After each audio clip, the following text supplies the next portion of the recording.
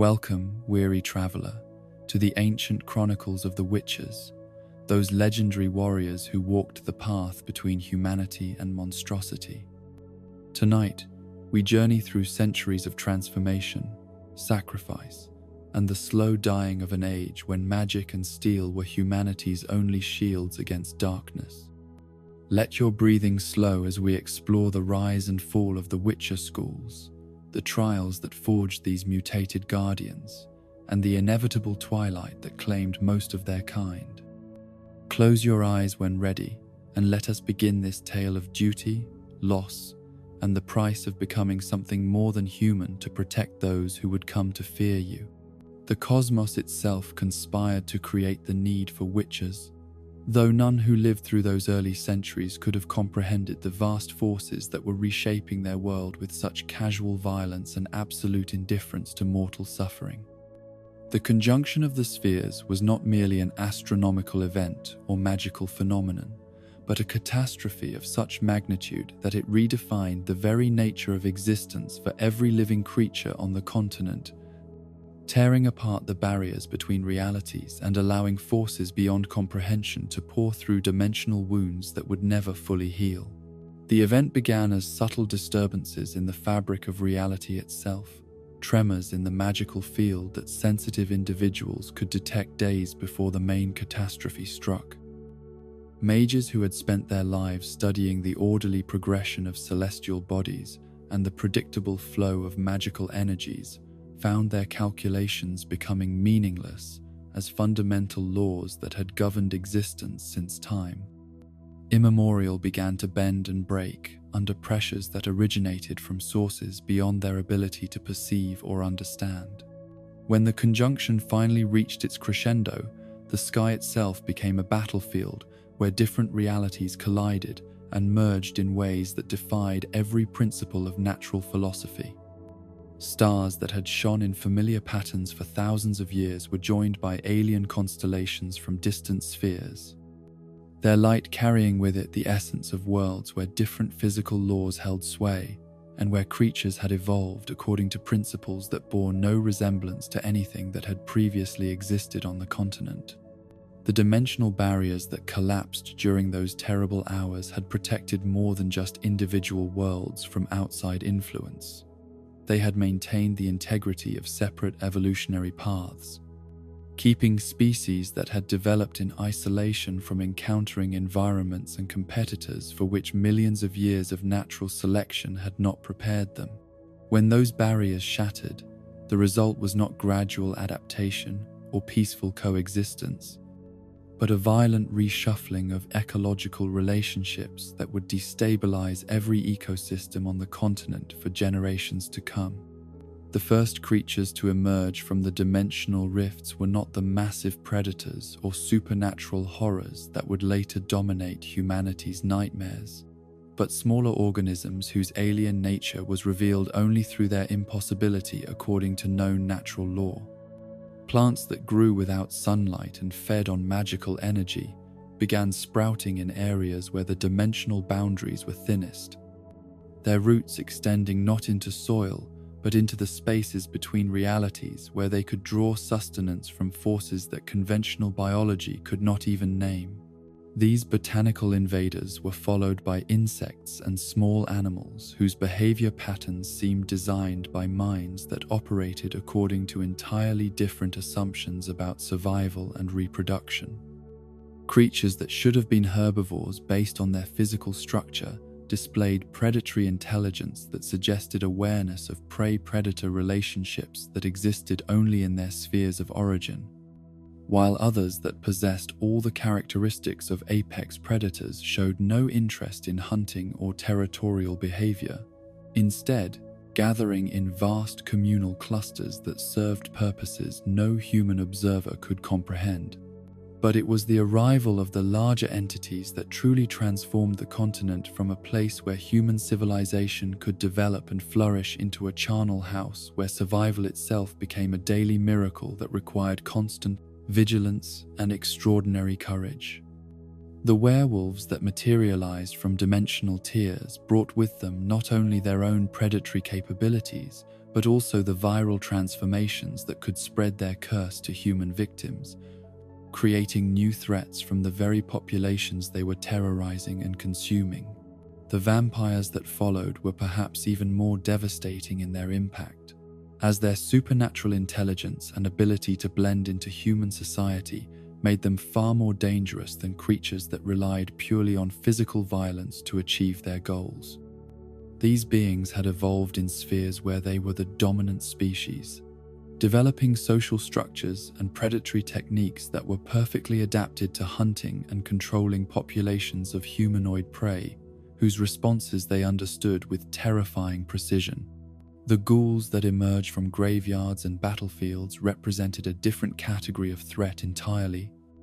creatures whose existence depended on the consumption of human remains, but whose presence in large numbers suggested that death itself had become a more common occurrence than the natural order could accommodate through conventional scavenger species. Their proliferation was both symptom and cause of the demographic catastrophe that was overwhelming human communities throughout the Northern Territories.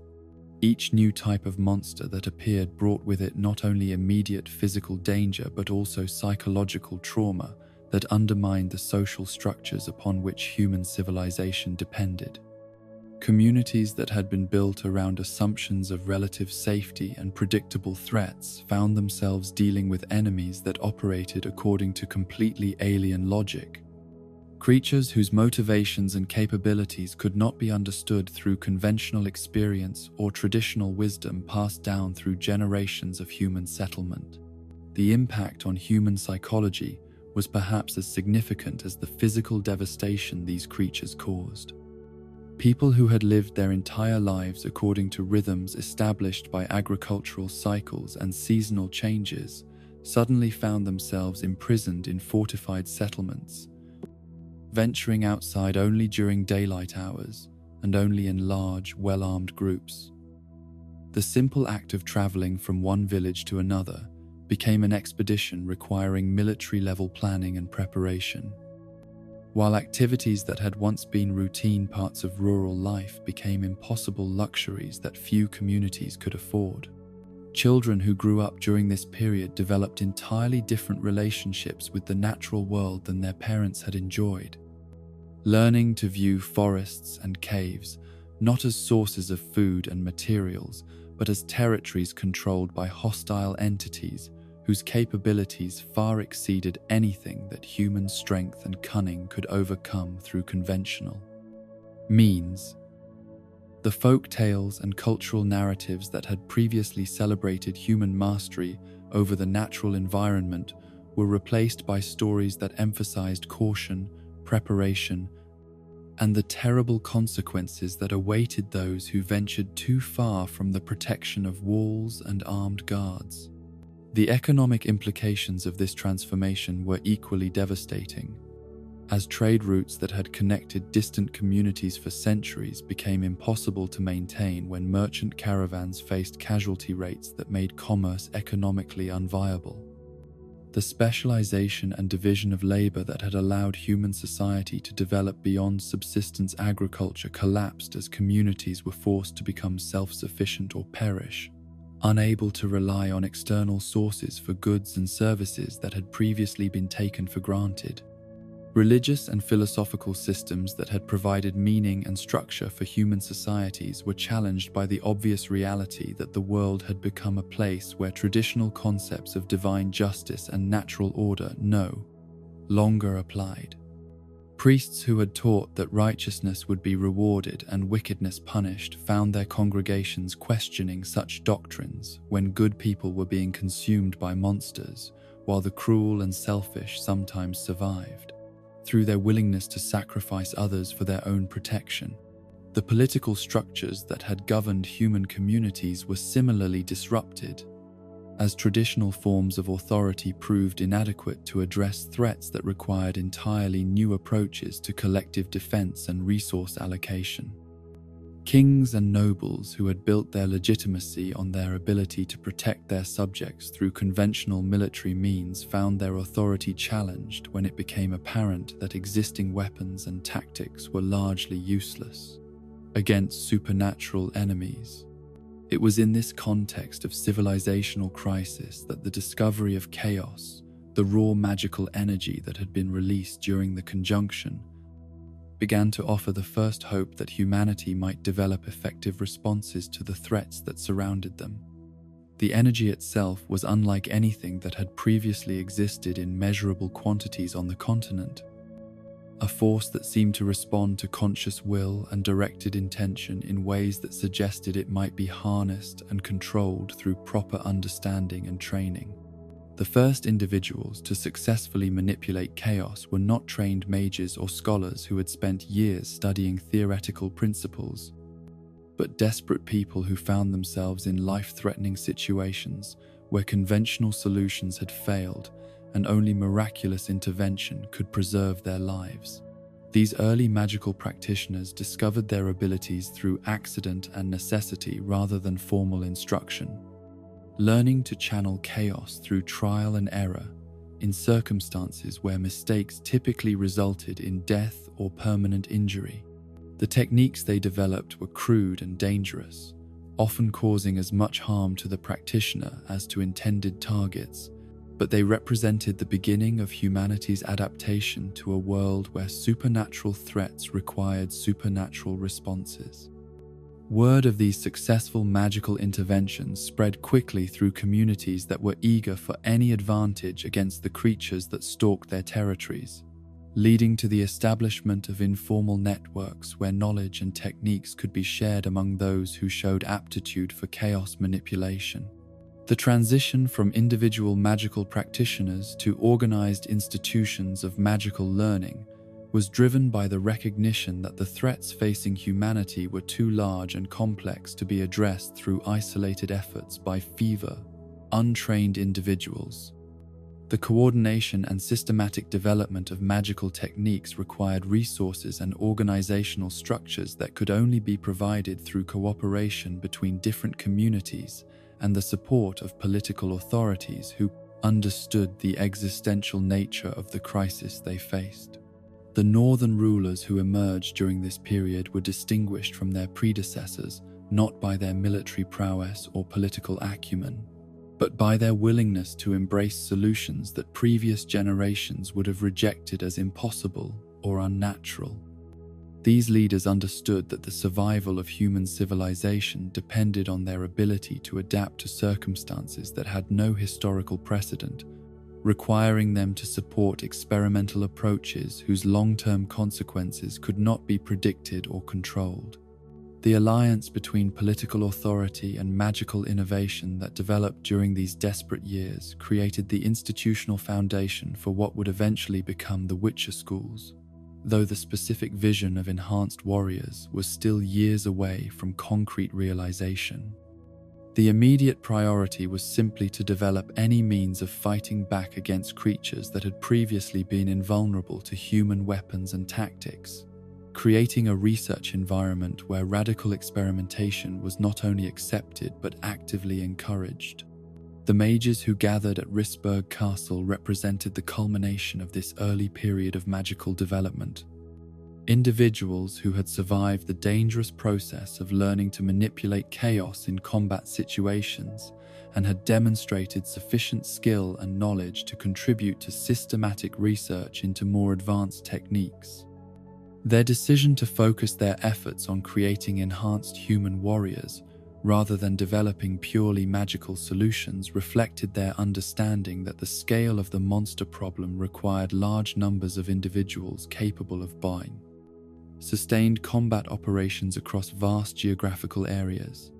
The philosophical framework that would eventually guide Witcher training and behavior was established during these early planning sessions, though the specific details of the trials and mutations were still being developed through experimentation. The core principle that warriors created through magical enhancement would serve humanity rather than pursuing their own interests was fundamental to securing political support for the project, ensuring that resources would be available for the extensive research and development that would be required to create viable, enhanced soldiers. The recognition that such warriors would need to be fundamentally different from ordinary humans possessing capabilities that exceeded normal physical and mental limitations, led inevitably to the conclusion that creating them would require procedures that went far beyond conventional military training or even magical education. The transformation of human beings into something capable of fighting supernatural creatures on equal terms would demand changes so profound that the subjects might no longer be recognizable as entirely human, a prospect that raised moral and practical questions that would haunt the Witcher schools throughout their entire existence. The decision to proceed with such experiments, despite their obvious risks and uncertain outcomes, reflected the desperation of leaders who understood that the alternative to success was the eventual extinction of human civilization on the continent. The choice to create monsters in order to fight monsters was not made lightly or without understanding its implications, but rather as a calculated gamble by people who had already witnessed the consequences of failing to adapt to the new reality that the conjunction of the spheres had imposed upon their world. As the preliminary research began and the first tentative experiments were planned, none of the participants could have anticipated that they were beginning a process that would eventually create some of the most legendary figures in the continent's history. Warriors whose deeds would be remembered long after the original crisis that necessitated their creation had faded into historical memory. The witches they were preparing to create would become symbols of sacrifice and duty, individuals who had given up their humanity to preserve it for others, walking a path between the worlds of humans and monsters that few would ever understand or appreciate.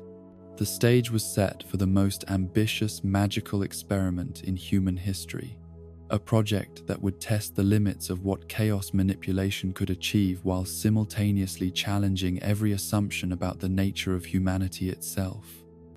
The continent lay wounded and desperate, its people huddled behind walls while creatures from nightmare roamed the darkness beyond.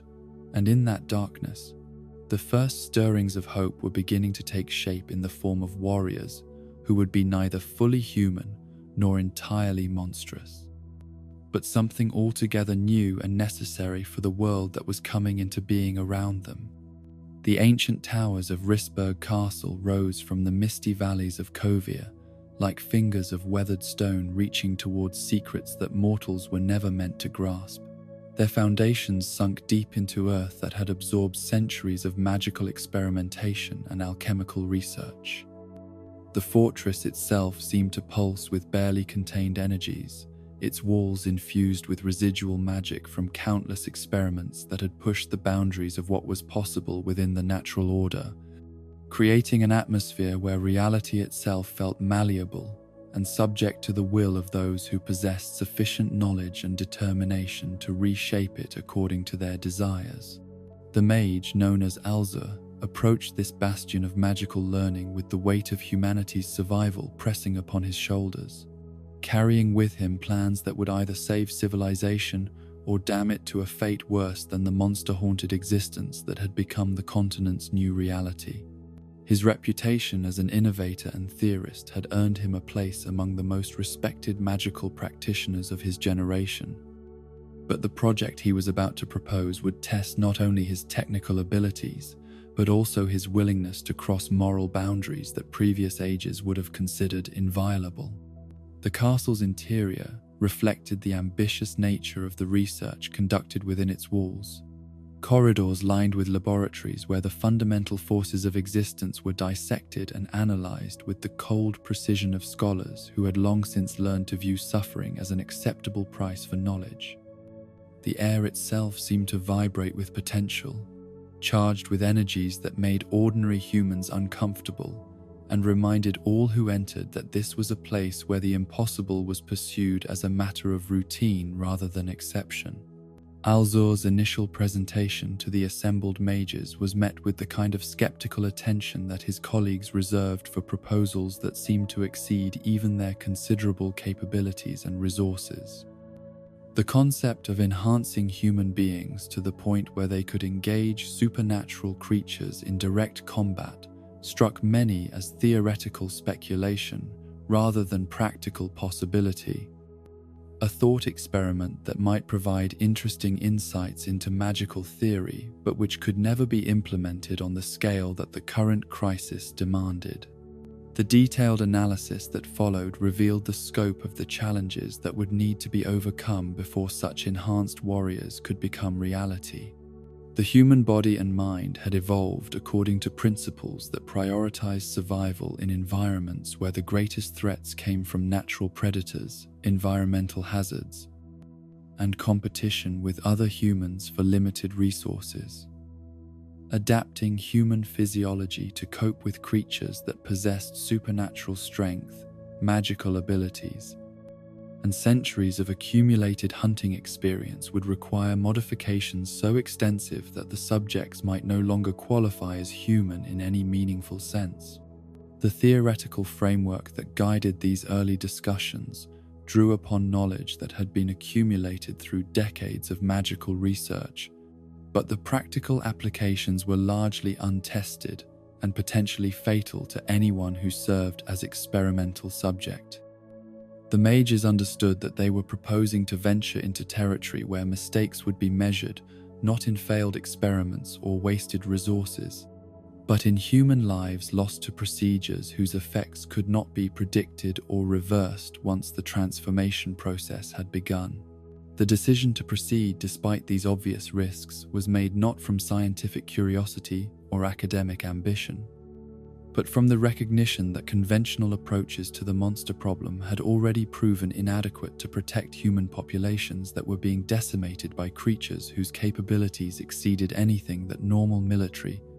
training could address. The choice between certain extinction and uncertain salvation was not difficult for leaders who had witnessed entire communities disappear overnight, leaving behind only blood-stained ruins and evidence of predation that suggested victims had been taken alive for purposes that conventional understanding of natural behavior could not explain. The initial experiments conducted at Risberg focused on adult volunteers who understood the risks involved and had agreed to participate in procedures that might grant them the strength needed to protect their families and fully better communities. These early subjects were typically soldiers or hunters who had already demonstrated courage in the face of supernatural threats. Individuals whose physical conditioning and mental discipline suggested they might be able to withstand the trauma of magical enhancement while retaining enough of their original personalities to function as effective warriors rather than becoming mindless killing machines. The failure of these adult experiments was both swift and devastating, revealing fundamental limitations in the human capacity for adaptation that no amount of magical intervention seemed capable of overcoming. The subjects who survived the initial procedures long enough to demonstrate their enhanced capabilities proved unable to control the forces that had been introduced into their bodies, experiencing psychological breakdown or physical dissolution that made them more dangerous to their allies than to the creatures they were intended to fight. The realization that adult subjects lacked the neuroplasticity necessary for successful integration of magical enhancements led to a shift in experimental focus that would have profound implications for the entire project. Children possessed developmental flexibility that adults had lost, brain chemistry and physical growth patterns that might allow for more successful adaptation to the radical changes that Witcher creation required. This insight opened possibilities that had not been previously considered while simultaneously raising ethical questions that made even the most dedicated researchers uncomfortable with the direction their work was taking. Alza's decision to gather children for the next phase of experimentation was justified through arguments about necessity and utilitarian calculation that emphasized the greater good while carefully avoiding detailed consideration of the individual costs that would be imposed upon subjects who had no real capacity to understand what they were agreeing to participate in. The selection process that followed was designed to identify candidates who possessed the physical and mental characteristics that theoretical analysis suggested would maximize chances of survival.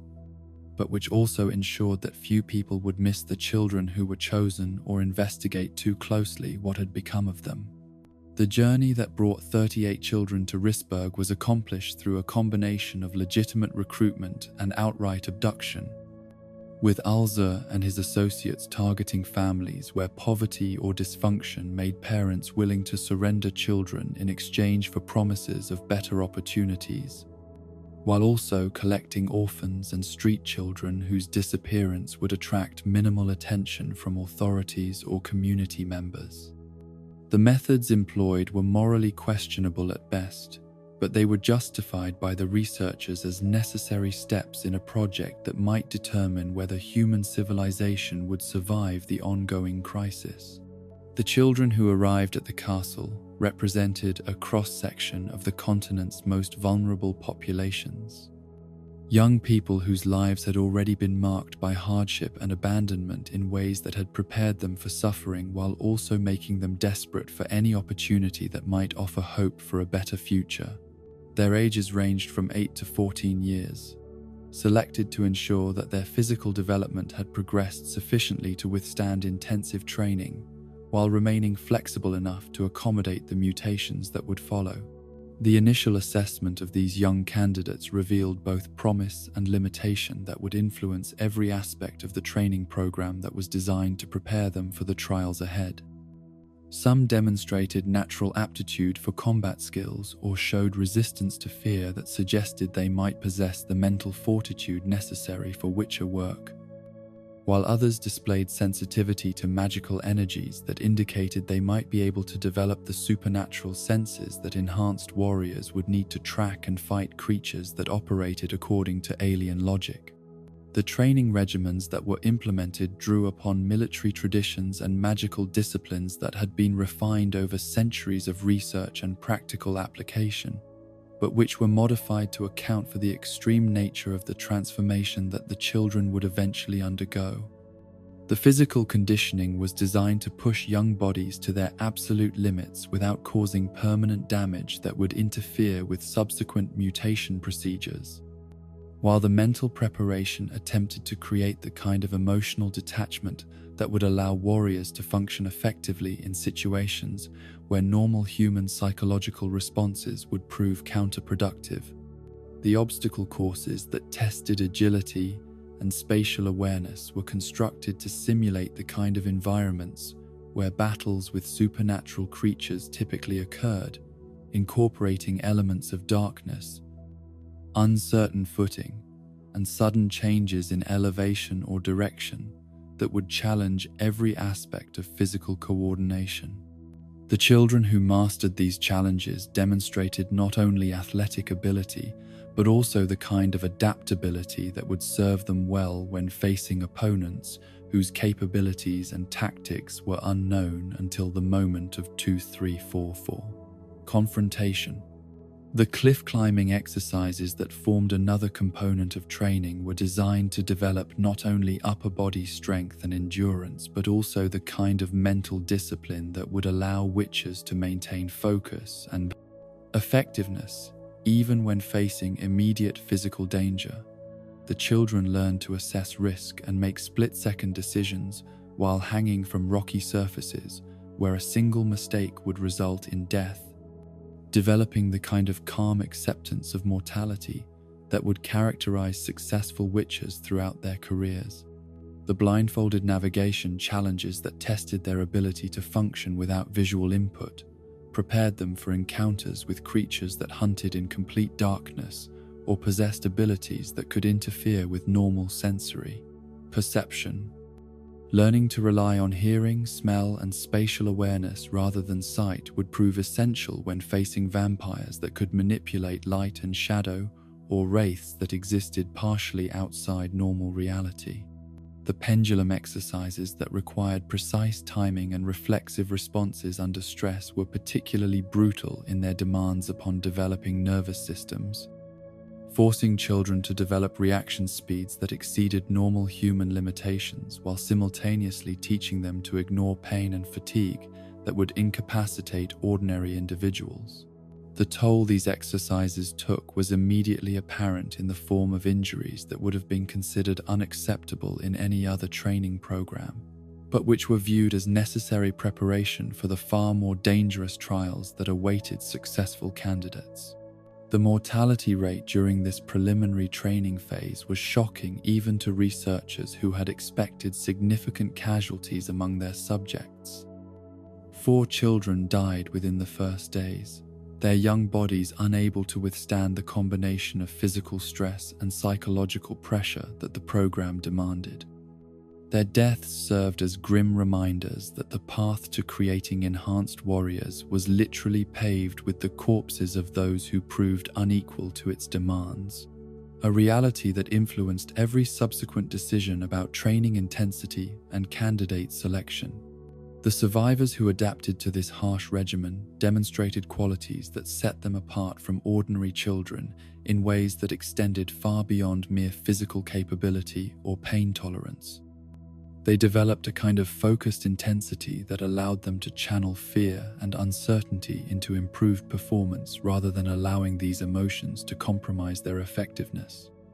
The psychological transformation that accompanied their physical development was perhaps even more significant than the bodily changes they were experiencing,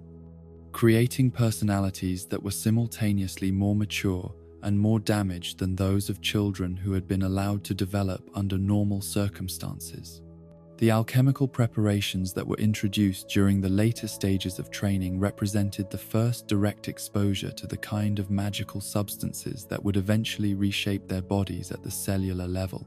The mushroom stews and herbal teas that became regular parts of their diet contained ingredients that began the process of preparing their systems for the more dramatic interventions that would follow, while also serving to identify candidates whose metabolic processes were compatible with the compounds that successful mutation would require. The bubbling concoctions that filled the castle's laboratories spoke to research traditions that dated back centuries, combining ingredients whose individual properties were well understood with experimental compounds whose effects could only be determined through direct testing on living subjects. The children who consumed these preparations often experienced nausea, disorientation, and temporary changes in perception that provided researchers with valuable data about individual tolerance levels, while simultaneously beginning the gradual process of physiological adaptation that would make survival of the formal trials more likely. The social dynamics that developed among the young candidates reflected both their shared trauma and the competitive atmosphere that the training program deliberately fostered. Friendships formed quickly, but remained fragile under the constant pressure of evaluation and ranking, with children learning to balance cooperation and mutual support against the recognition that not all of them would survive the process and that individual success might depend upon the failure of others. The researchers who observed these developing relationships gathered valuable insights into the psychological profiles that seemed most likely to produce successful witches, noting patterns of behavior that suggested which candidates possessed the emotional resilience necessary for the isolation and moral ambiguity that would define their future careers. The children who maintained their humanity while developing the capacity for violence were particularly promising, as they demonstrated the kind of balanced psychology that would allow them to serve human communities without becoming indifferent to human suffering. The formal mutation experiments that marked the transition from preparation to transformation represented the culmination of months of research and the beginning of the most dangerous phase of the entire project. The procedures that had been developed through theoretical analysis and limited testing on adult subjects were now applied to children whose developing bodies offered the best hope for successful integration of the magical and alchemical changes that Witcher creation required. The laboratory chambers where these experiments took place were equipped with restraining devices and monitoring equipment that reflected the researchers' understanding that the subjects would experience pain and disorientation that exceeded anything in their previous experience. The children who were selected for the initial trials understood that they were embarking upon a journey from which there could be no return. that success would transform them into something fundamentally different from what they had been born to become, while failure would mean death under circumstances that no amount of courage or determination could prevent. The first attempts to induce the mutations that would create enhanced senses, increased physical capabilities, and resistance to conventional weapons proved that the theoretical models developed by the researchers had been inadequate to predict the complexity of the transformation process. The subjects who underwent these procedures experienced effects that went far beyond what had been anticipated, with their bodies rejecting the introduced changes in ways that caused rapid system failure and death, despite the medical intervention that was immediately available. The modification of experimental protocols that followed each failure represented a learning process that was paid for in the lives of children who had trusted their caregivers to protect them from harm, while simultaneously advancing research that might eventually save countless other young people from the monsters that continued to plague the continent. The researchers who conducted these experiments struggled with the moral implications of their work while recognizing that abandoning the project would condemn entire generations to lives of fear and early death.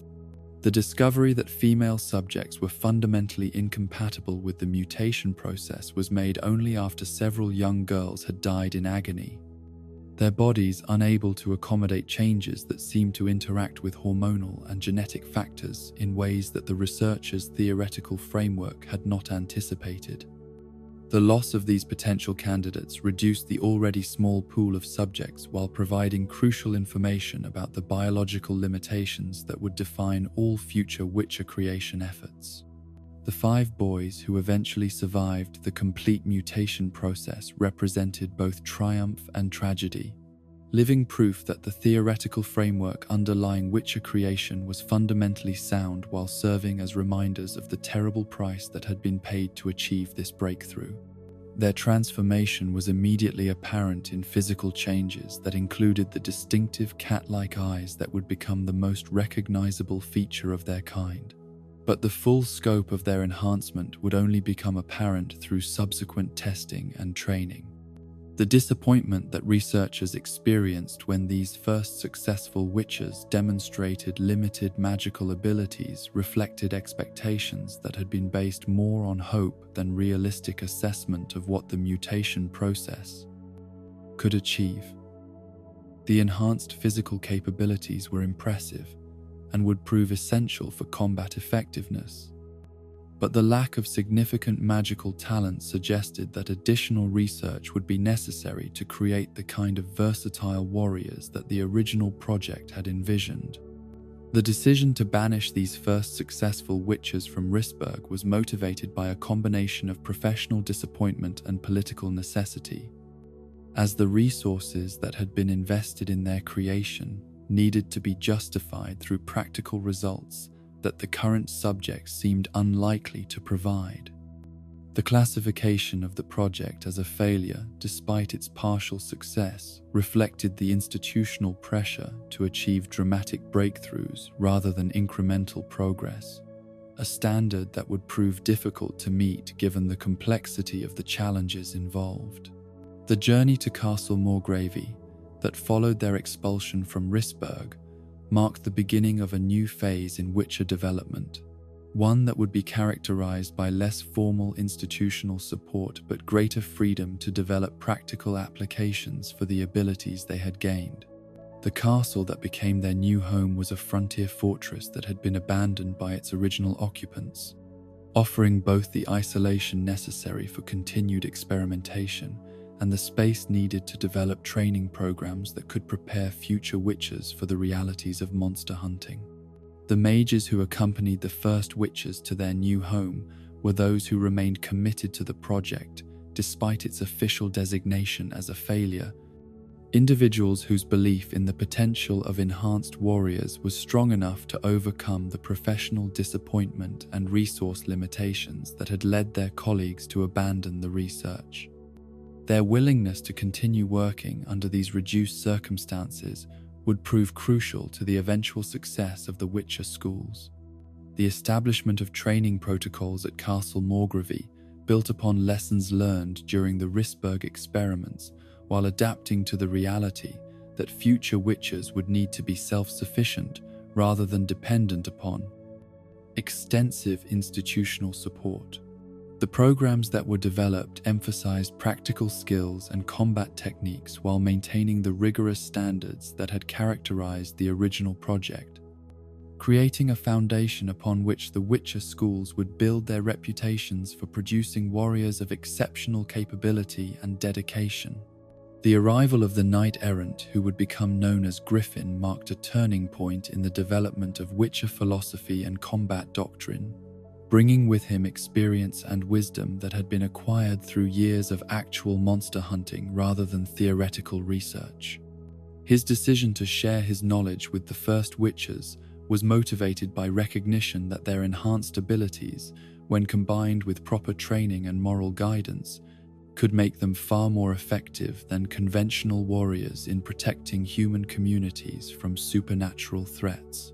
The sword techniques that Griffin taught drew upon Southern fighting traditions that emphasized flexibility and adaptation over rigid adherence to formal patterns, an approach that would prove essential when facing opponents whose capabilities and tactics were unknown until the moment of combat.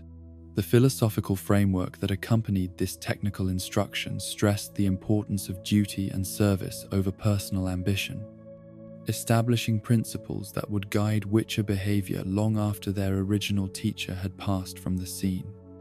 The conversations that took place between Griffin and his unusual students revealed depths of understanding about the nature of heroism and sacrifice that went far beyond conventional military training, touching upon questions of identity and purpose that would become central to Witcher culture throughout its existence. The knight's recognition that these enhanced warriors were being called to a form of service that would require them to give up normal human relationships and expectations helped establish the emotional foundation that would allow them to find meaning in lives that would be characterized by isolation and constant danger.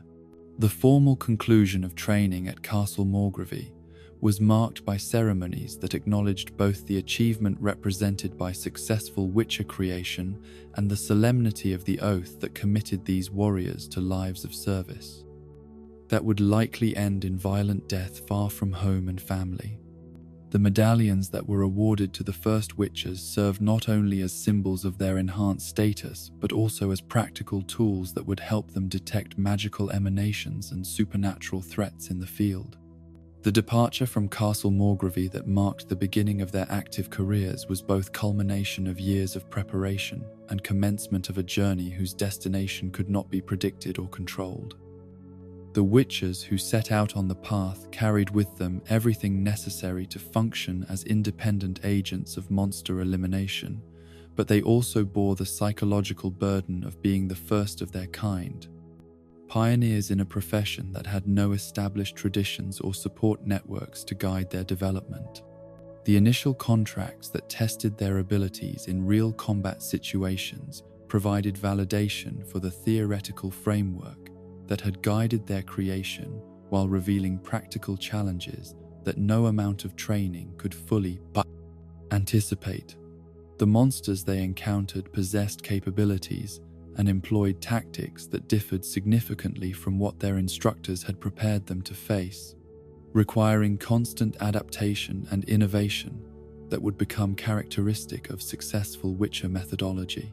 The reputation that began to develop around these first Witchers was based not only on their combat effectiveness, but also on their adherence to moral principles that distinguished them from the mercenaries and adventurers who also claimed to offer protection against supernatural threats.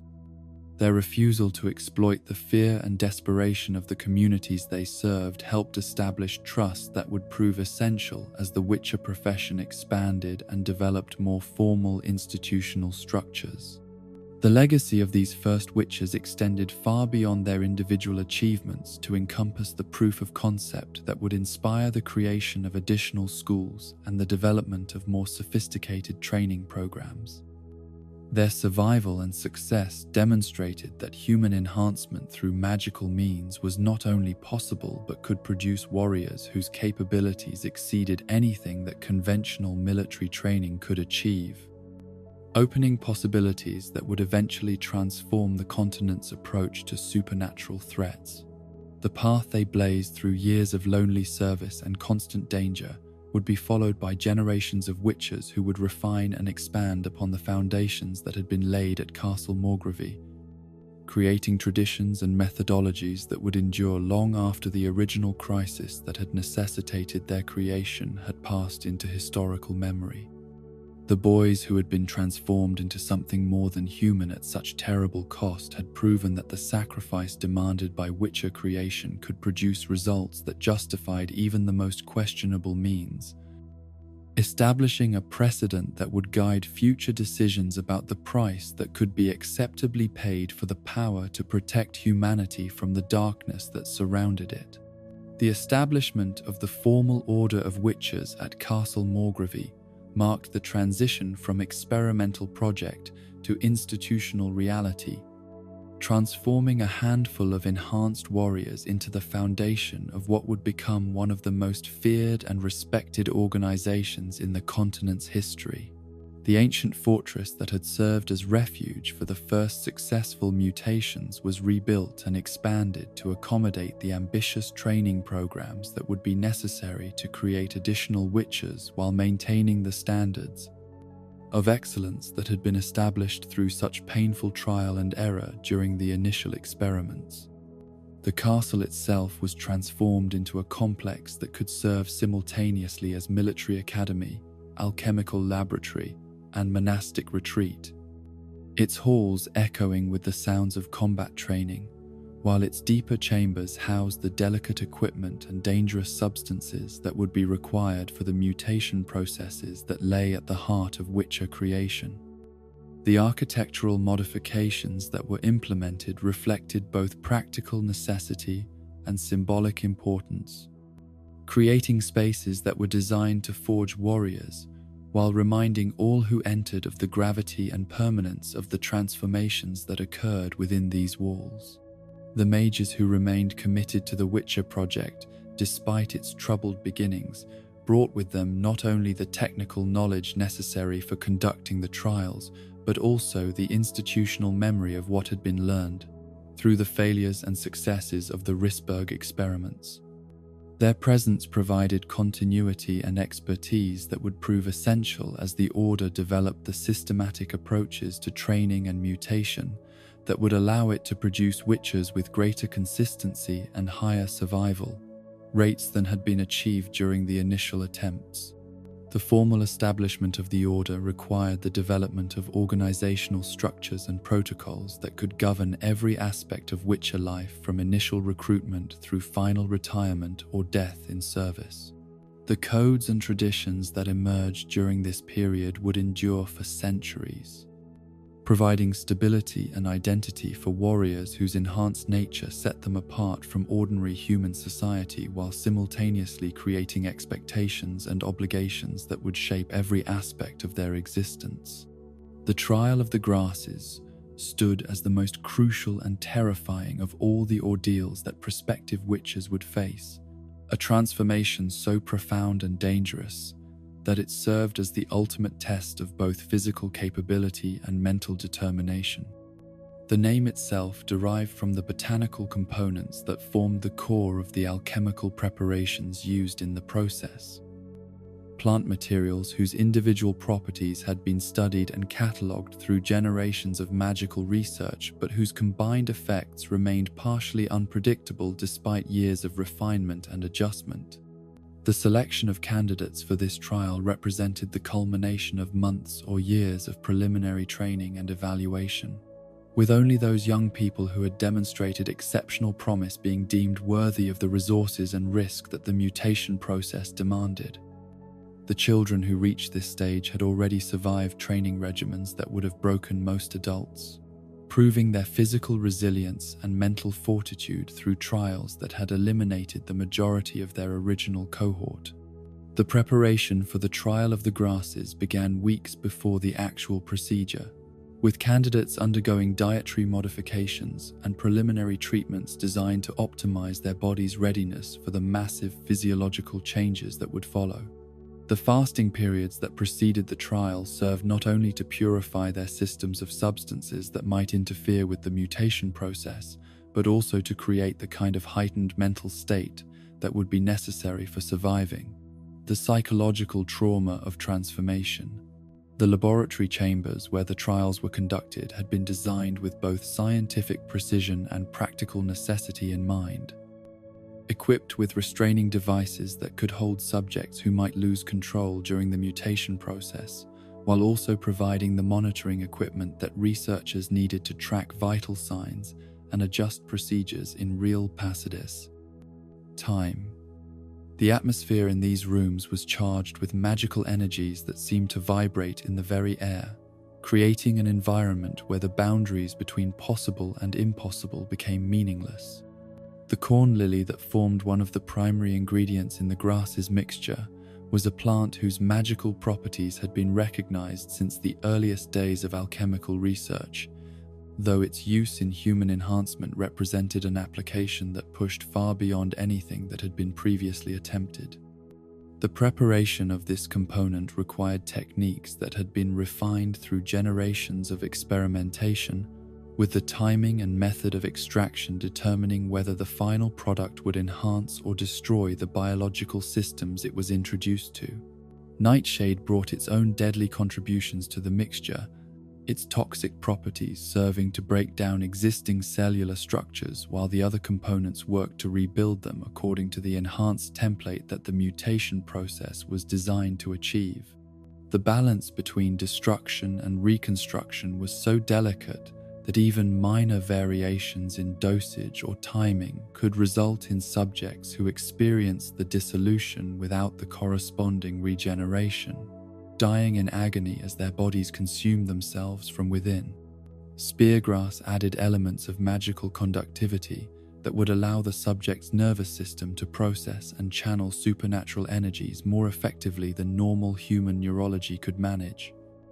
creating the foundation for the enhanced reflexes and magical sensitivity that distinguished witches from ordinary warriors. The integration of these properties into living tissue required precise calibration based on individual physiological characteristics that could only be determined through extensive preliminary testing. The world rye that was included in the mixture served to stabilize the magical field around the subject during the transformation process, preventing the chaotic energies involved from creating random mutations or uncontrolled magical effects that could prove even more dangerous than the intended changes. Without this stabilizing component, subjects were likely to develop abilities or characteristics that bore no resemblance to the Witcher template, while simultaneously losing the human qualities that the process was meant to preserve. Wolfsbane completed the primary mixture with compounds that would enhance the subject's resistance to toxins and diseases, while also contributing to the development of the predatory instincts that would prove essential for effective monster hunting. The irony that a plant traditionally used to poison wolves was being employed to create enhanced wolf-like humans was not lost on the researchers who developed the formulation, though they recognized that symbolic significance was less important than practical effectiveness. The injection process that delivered these carefully prepared compounds into the subject's bloodstream was conducted with ritual precision that reflected both scientific methodology and magical practice, with researchers using techniques that had been developed specifically for this application. The subjects who underwent this procedure were typically rendered unconscious through preliminary treatments, though some remained partially aware throughout the process, and later reported experiences that bordered on mystical revelation or absolute terror. The week that followed injection was a period of constant monitoring and careful adjustment, with researchers tracking the progress of the mutation while standing ready to intervene if complications developed that threatened the subject's survival. The changes that occurred during this time were both visible and internal,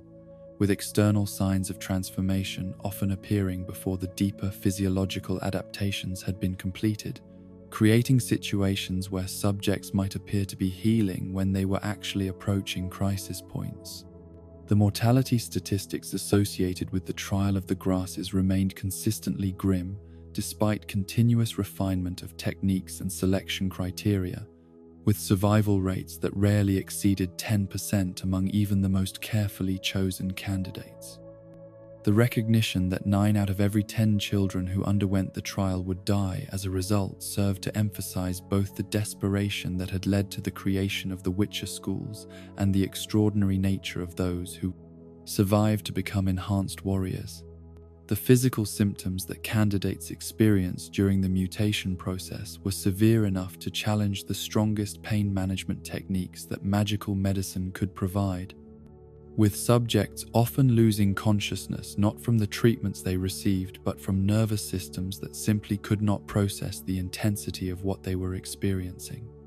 The seizures that frequently occurred during the middle stages of transformation were both symptom of the changes taking place and potential cause of fatal complications if they could not be controlled through appropriate intervention.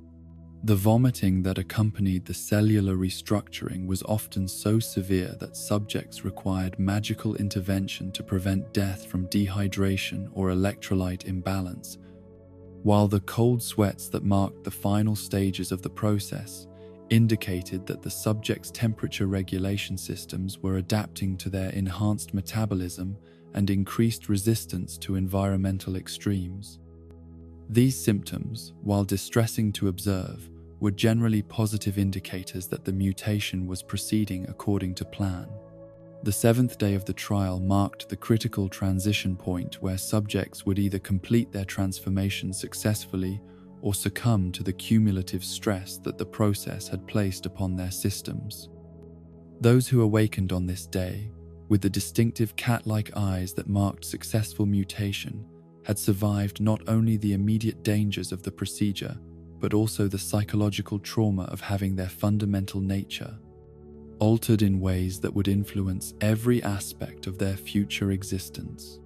The enhanced visual capabilities that the altered eyes provided were among the most immediately apparent benefits of successful mutation, granting witches the ability to see clearly in darkness that would render ordinary humans completely helpless, while also allowing them to perceive magical auras and supernatural phenomena that remained invisible to normal sight. The distinctive appearance of these enhanced eyes served as both mark of their transformation and immediate identifier that set them apart from the human communities they were trained to protect. The lightning-quick reflexes that successful candidates developed represented perhaps the most crucial enhancement for combat effectiveness, allowing witches to respond to threats with speed that exceeded normal human reaction times by significant margins.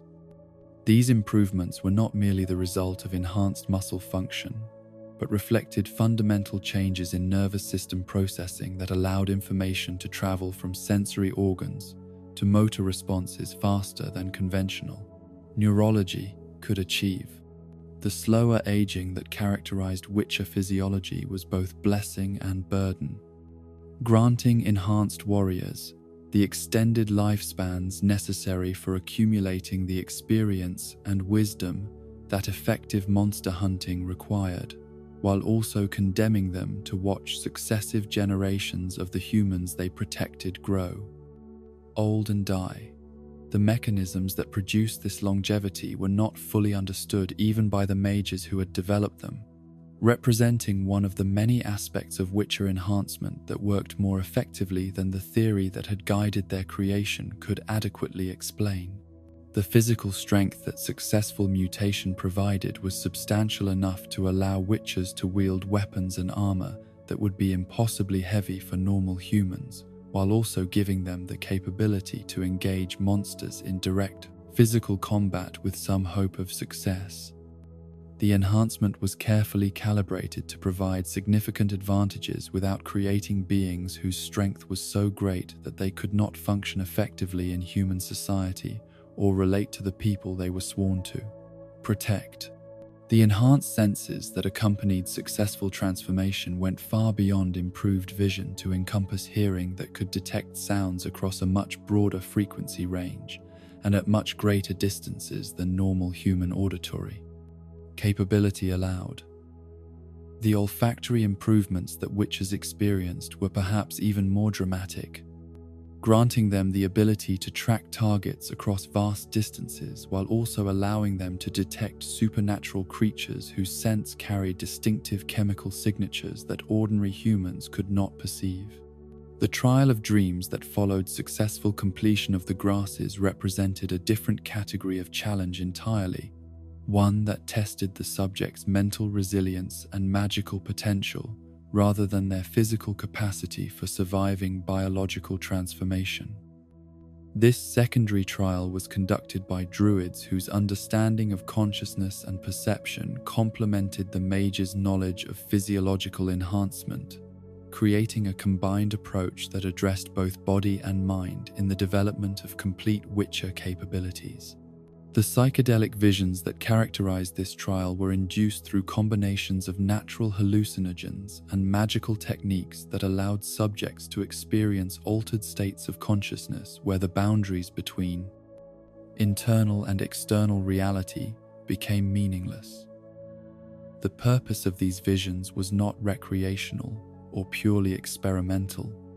but rather to develop the kind of mental flexibility that would allow witches to function effectively in situations where conventional logic and normal perception might prove inadequate guides to understanding supernatural threats.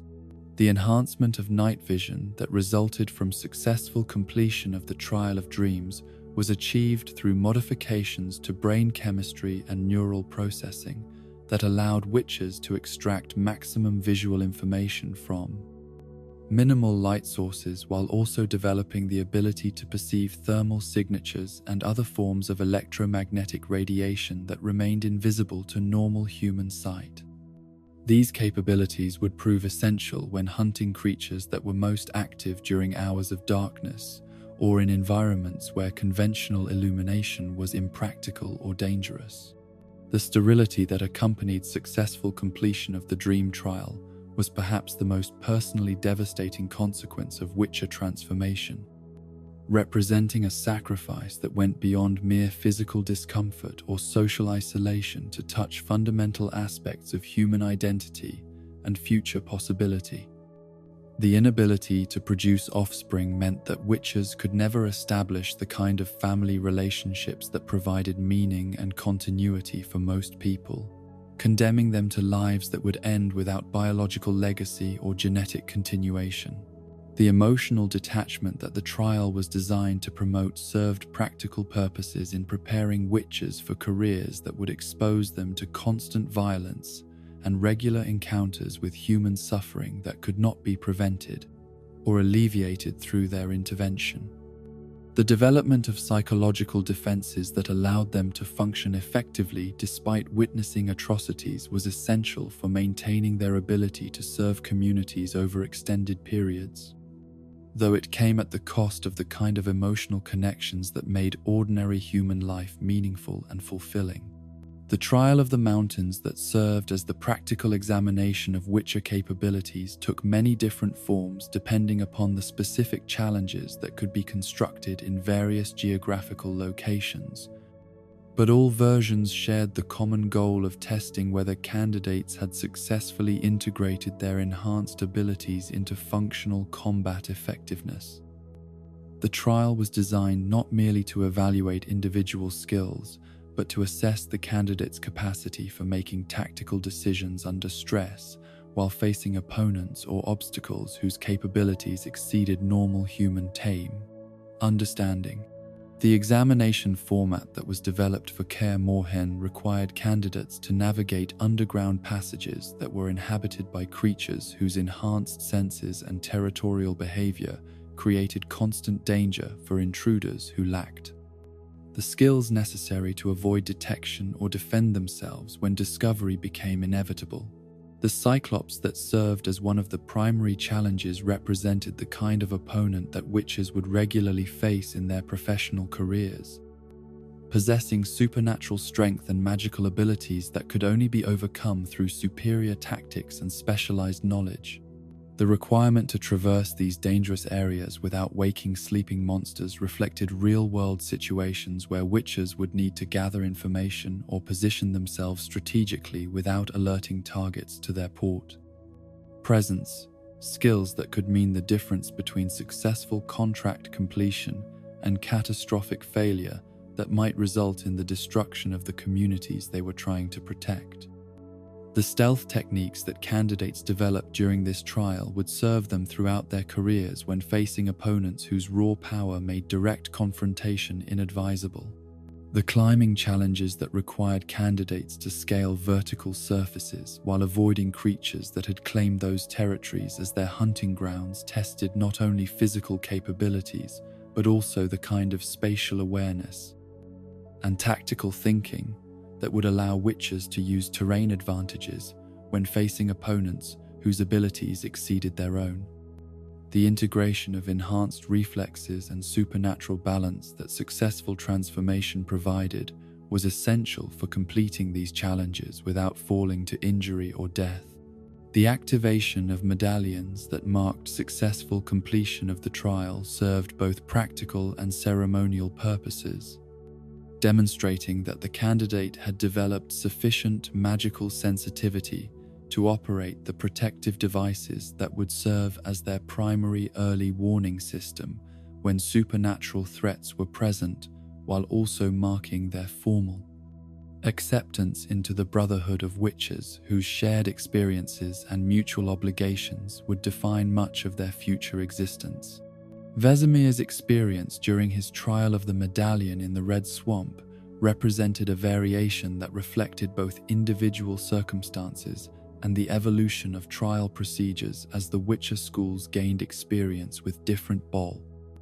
approaches to testing their candidates' readiness for active service. The cursed nature of the swamp environment created challenges that went beyond mere combat effectiveness to test candidates' ability to function in areas where magical corruption had altered the fundamental nature of reality itself. The evil spirits that inhabited the swamp were not merely dangerous opponents, but entities whose presence created psychological pressure that could break candidates' mental stability if they lacked the emotional resilience that successful Witcher careers required. The ability to maintain focus and effectiveness while surrounded by supernatural malevolence was essential preparation for contracts that would regularly expose witches to environments where dark magic had created conditions that challenged sanity as much as physical survival. The beasts that stalked the swamp's twisted landscape represented predators that had been enhanced or corrupted by magical influences, creating opponents whose capabilities exceeded those of natural creatures while retaining enough biological characteristics to be vulnerable to conventional weapons and tactics when applied with sufficient skill and knowledge. The experience of fighting such creatures provided candidates with practical preparation for the hybrid opponents they would face throughout their careers. The survival aspect of Vesemir's trial reflected the reality that witches would often work in isolation, far from support or assistance, under conditions where their success or failure would depend entirely upon their individual capabilities and resourcefulness. The psychological pressure of facing death alone while maintaining the discipline necessary for effective decision-making was perhaps the most valuable preparation that the trial could provide for the lonely careers that awaited successful candidates. The optional trial of the sword that senior witches could impose upon candidates who had completed all other requirements represented the recognition that technical competence was not always sufficient guarantee of success in the 5-1A5 field, particularly when facing the kind of intelligent opponents whose tactical abilities might exceed those of recently trained witches. The decision to require this additional trial typically reflected specific concerns about a candidate's judgment or decision-making that could not be addressed through conventional training methods.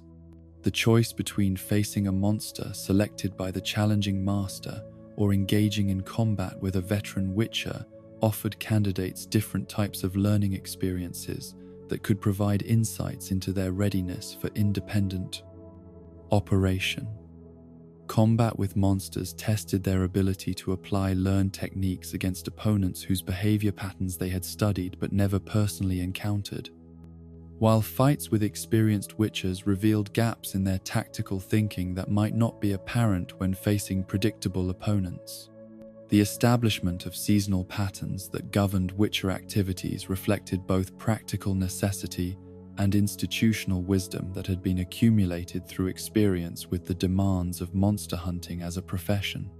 The spring departure that marked the beginning of each year's active season allowed witchers to take advantage of improved traveling conditions, while also positioning them to address the increased monster activity that typically accompanied the season when many species emerged from winter dormancy to resume hunting and territorial behavior. The contracts that witchers accepted during their active months provided both income necessary for maintaining their equipment and supplies and practical experience that could not be replicated through training exercises. No matter how sophisticated or realistic the scenarios that instructors could devise, the variety of challenges that fieldwork presented ensured that witchers continued to develop and refine their capabilities throughout their careers, preventing the stagnation that might result from purely academic approaches to monster hunting. The winter gatherings that brought witchers back to their schools served multiple purposes that extended beyond mere rest and recuperation to encompass the sharing of knowledge and experience that allowed the entire organization to benefit from individual discoveries and innovations. The conversations that took place during these reunions provided opportunities for veteran witchers to pass on hard-won wisdom to younger colleagues, while also allowing recent graduates to contribute fresh perspectives that might reveal new approaches to persistent challenges. The tradition of hanging medallions of fallen witchers in the Great Hall served as both memorial to those who had died in service and reminder to surviving members of the ultimate price that their profession demanded. The sight of these accumulated tokens of sacrifice provided constant motivation for maintaining the highest possible standards of training and preparation, while also creating a sense of continuity that connected current witchers to the themes of continuity, legacy of all who had walked the path before them. The drinking that accompanied these winter gatherings served social purposes that went beyond mere celebration or entertainment, providing opportunities for emotional release and human connection that were often absent from the isolated existence that witchers led during their active months. The bonds that were forged or renewed during these periods of relaxation would often prove crucial when witchers encountered situations that required cooperation or mutual support, creating networks of professional relationships that could span multiple schools and generations. The brotherhood that developed among witchers was based not merely on shared experience or professional necessity, but on recognition of the unique burden that their enhancement had placed upon them. The understanding that they were bound together by transformations that set them apart from ordinary humanity, while simultaneously creating obligations that could only be fulfilled through mutual support and understanding. The loyalty that characterized these relationships would endure through centuries of change and challenge, providing stability in lives that were otherwise marked by uncertainty and constant danger. The gradual departure of the mages who had provided the institutional foundation for witcher creation marked the beginning of a crisis that would ultimately tear apart the unified order and scatter its members across the continent in pursuit of different visions of what enhanced warriors should become. The loss of these learned practitioners was not merely an administrative inconvenience or reduction in available resources, but a fundamental challenge to the philosophical and practical frameworks that had governed witcher development since the earliest experiments at Risberg Castle. Alzur's decision to abandon the project that had consumed years of his life and claimed the lives of so many children reflected both professional disappointment with the limitations of what had been achieved and personal exhaustion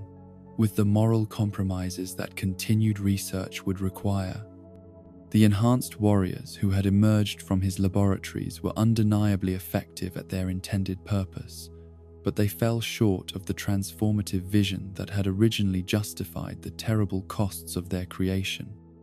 leaving him questioning whether the sacrifices demanded by Witcher enhancement could ever be balanced by results that truly served humanity's greater good. The departure of other key researchers followed similar patterns of disillusionment and moral fatigue.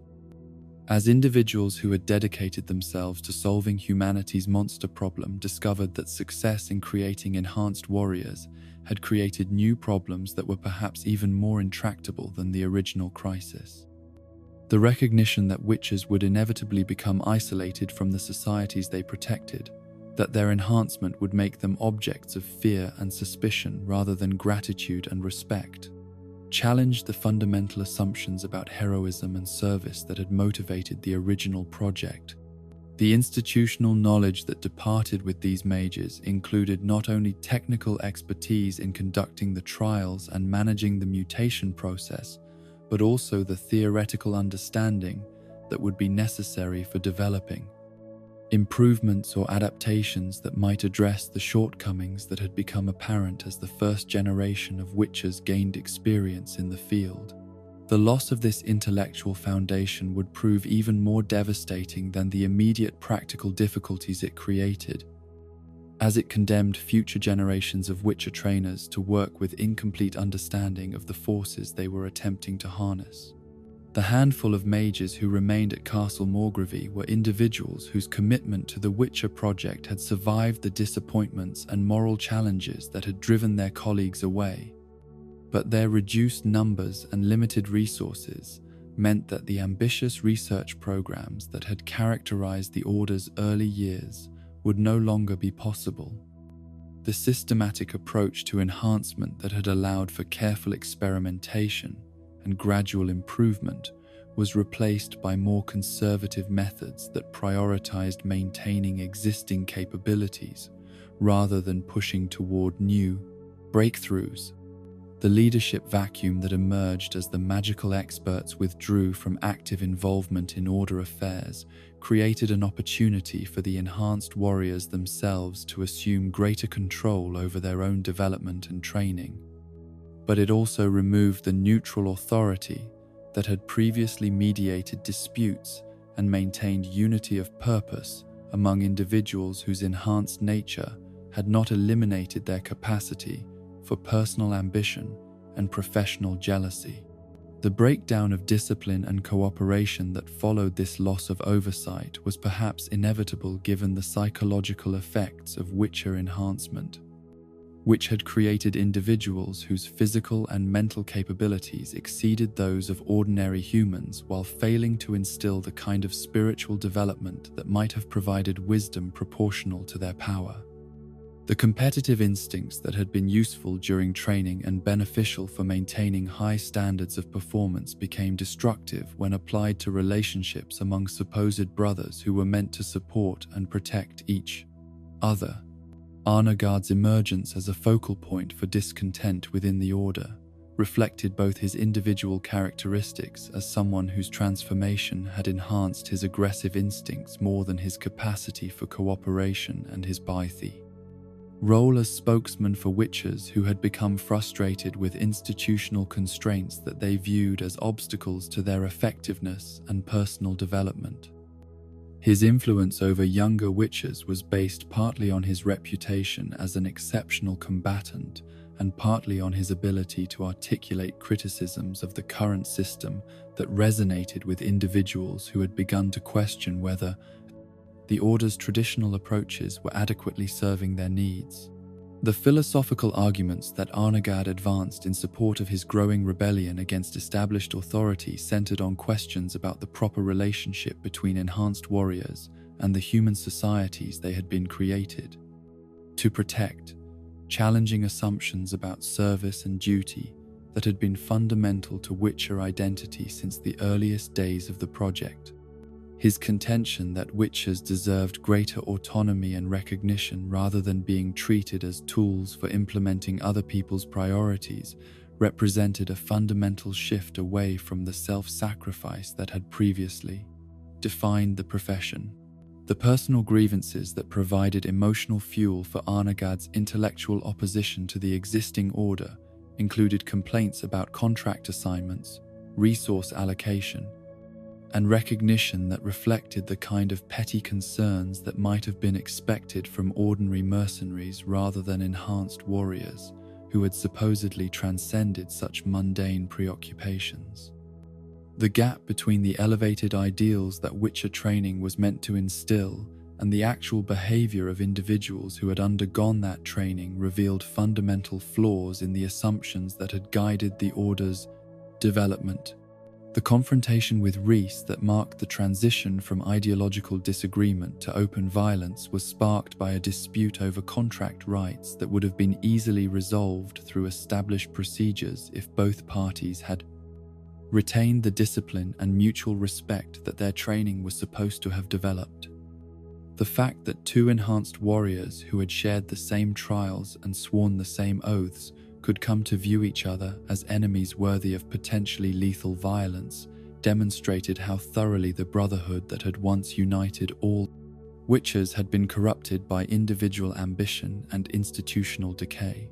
The near-fatal nature of Arnagad's attack on his former brother revealed not only the depth of his personal animosity, but also his willingness to employ the deadly skills that had been developed for monster hunting against fellow Witchers who had endured the same trials and made the same sacrifices that he had experienced. The violation of the fundamental taboo against Witcher-on-Witcher violence represented a crossing of moral boundaries that could not be undone or forgiven, creating precedents that would haunt the profession for generations to come. The battle that erupted when Arnagad and his supporters returned to Castle Morgravie was unlike any conflict that the fortress had previously witnessed. Pitting enhanced warriors whose capabilities had been developed through identical training against each other in combat that pushed their abilities to absolute limits while revealing the terrible efficiency with which they could destroy not only monsters but also their own kind. The magical protections and defensive structures that had been designed to contain external threats proved inadequate when the danger came from within. As individuals who knew every secret and weakness of their former home turned that knowledge against the institution that had created them, the casualties that resulted from this internal warfare included not only the immediate deaths of witches who had survived the trials and years of dangerous monster hunting only to be killed by their former brothers, but also the destruction of institutional memory and professional relationships that had taken decades to develop and could not be easily replaced, even if the Order managed to survive the immediate crisis. The knowledge and experience that died with these veterans represented losses that would cripple the organization's ability to train future generations effectively. The victory achieved by the Loyalist faction was Pyrrhic in nature, purchased at a cost that left the survivors too weakened and demoralized to prevent further fragmentation of the Order, while the precedent established by successful rebellion would encourage other dissatisfied witchers to pursue their own separatist agendas rather than working within existing structures to address whatever grievances they might harbor. The defeat of Arnagad's immediate challenge did nothing to address the underlying problems that had made such rebellion possible in the first place. The establishment of the School of the Bear that followed Arnagad's departure from the ruins of the unified order represented not merely a practical response to his need for institutional base and training facilities, but also the articulation of an alternative philosophy about what Witcher enhancement should achieve and how enhanced warriors should relate to the world around them. The school that he founded would emphasize individual strength and self-reliance over cooperation and service, attracting witchers who had grown tired of the constraints and obligations that traditional training imposed upon its graduates.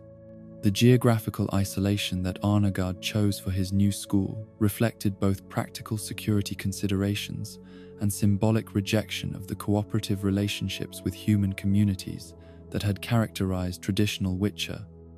operations. establishing a pattern of withdrawal and independence that would influence how the Bear School approached both training and professional practice. The harsh environment that surrounded their stronghold was seen as appropriate preparation for witches who would need to rely entirely upon their own capabilities rather than expecting support or assistance from external sources. The training methods that developed within the School of the Bear placed greater emphasis on individual combat prowess and personal survival than on the teamwork and community service that had been fundamental to the original order's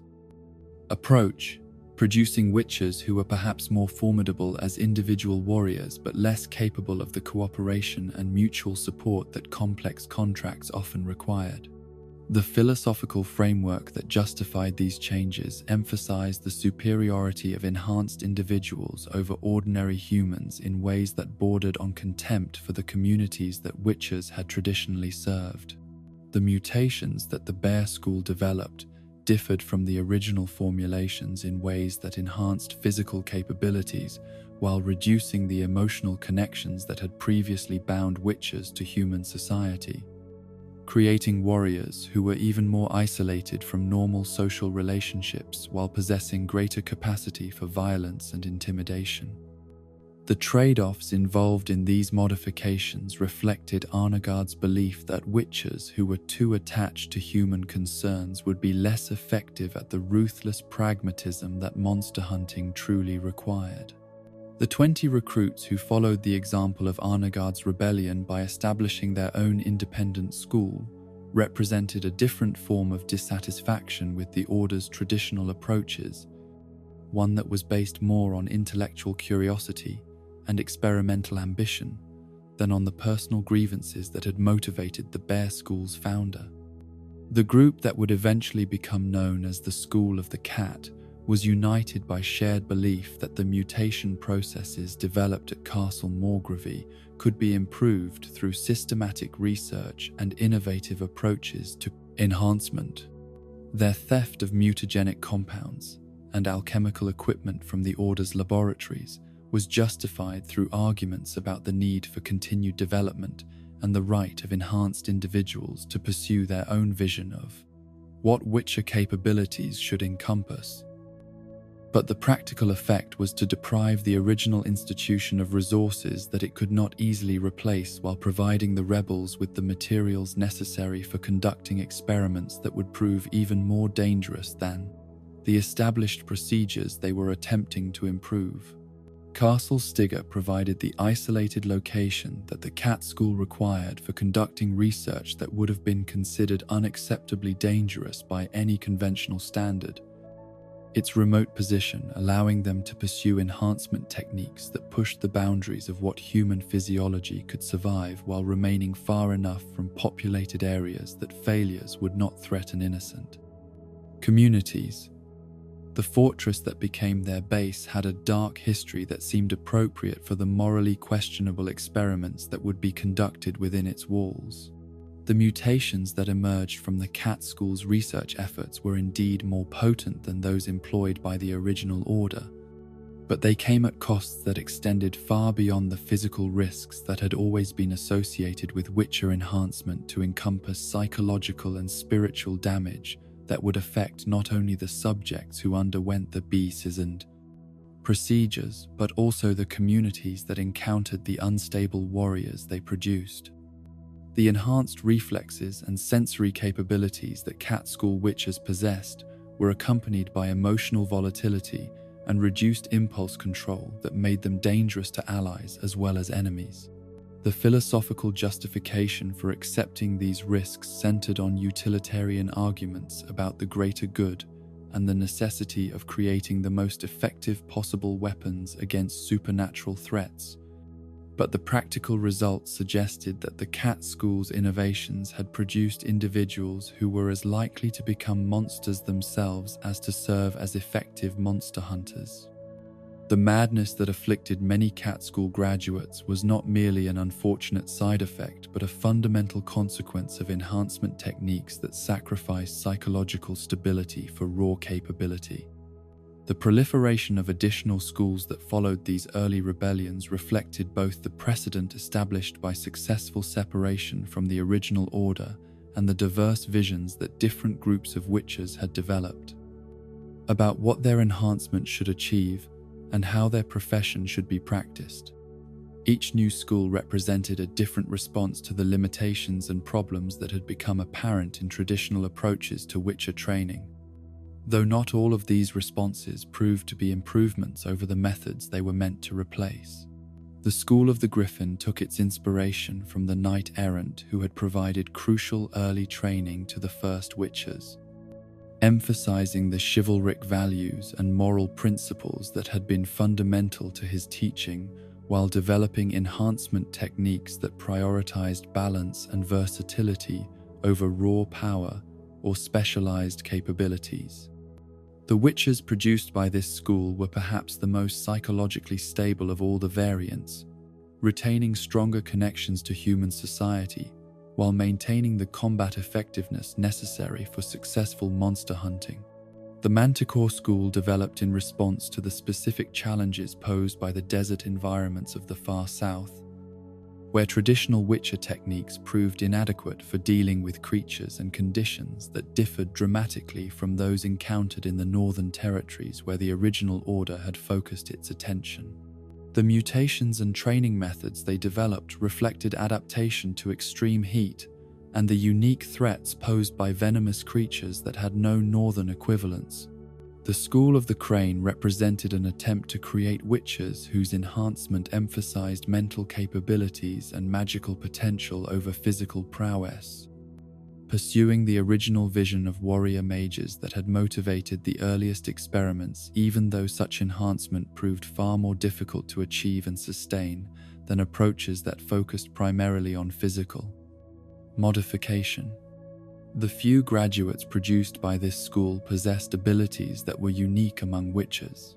though their rarity and the difficulty of reproducing their training methods prevented the school from achieving the influence that its innovations might have warranted.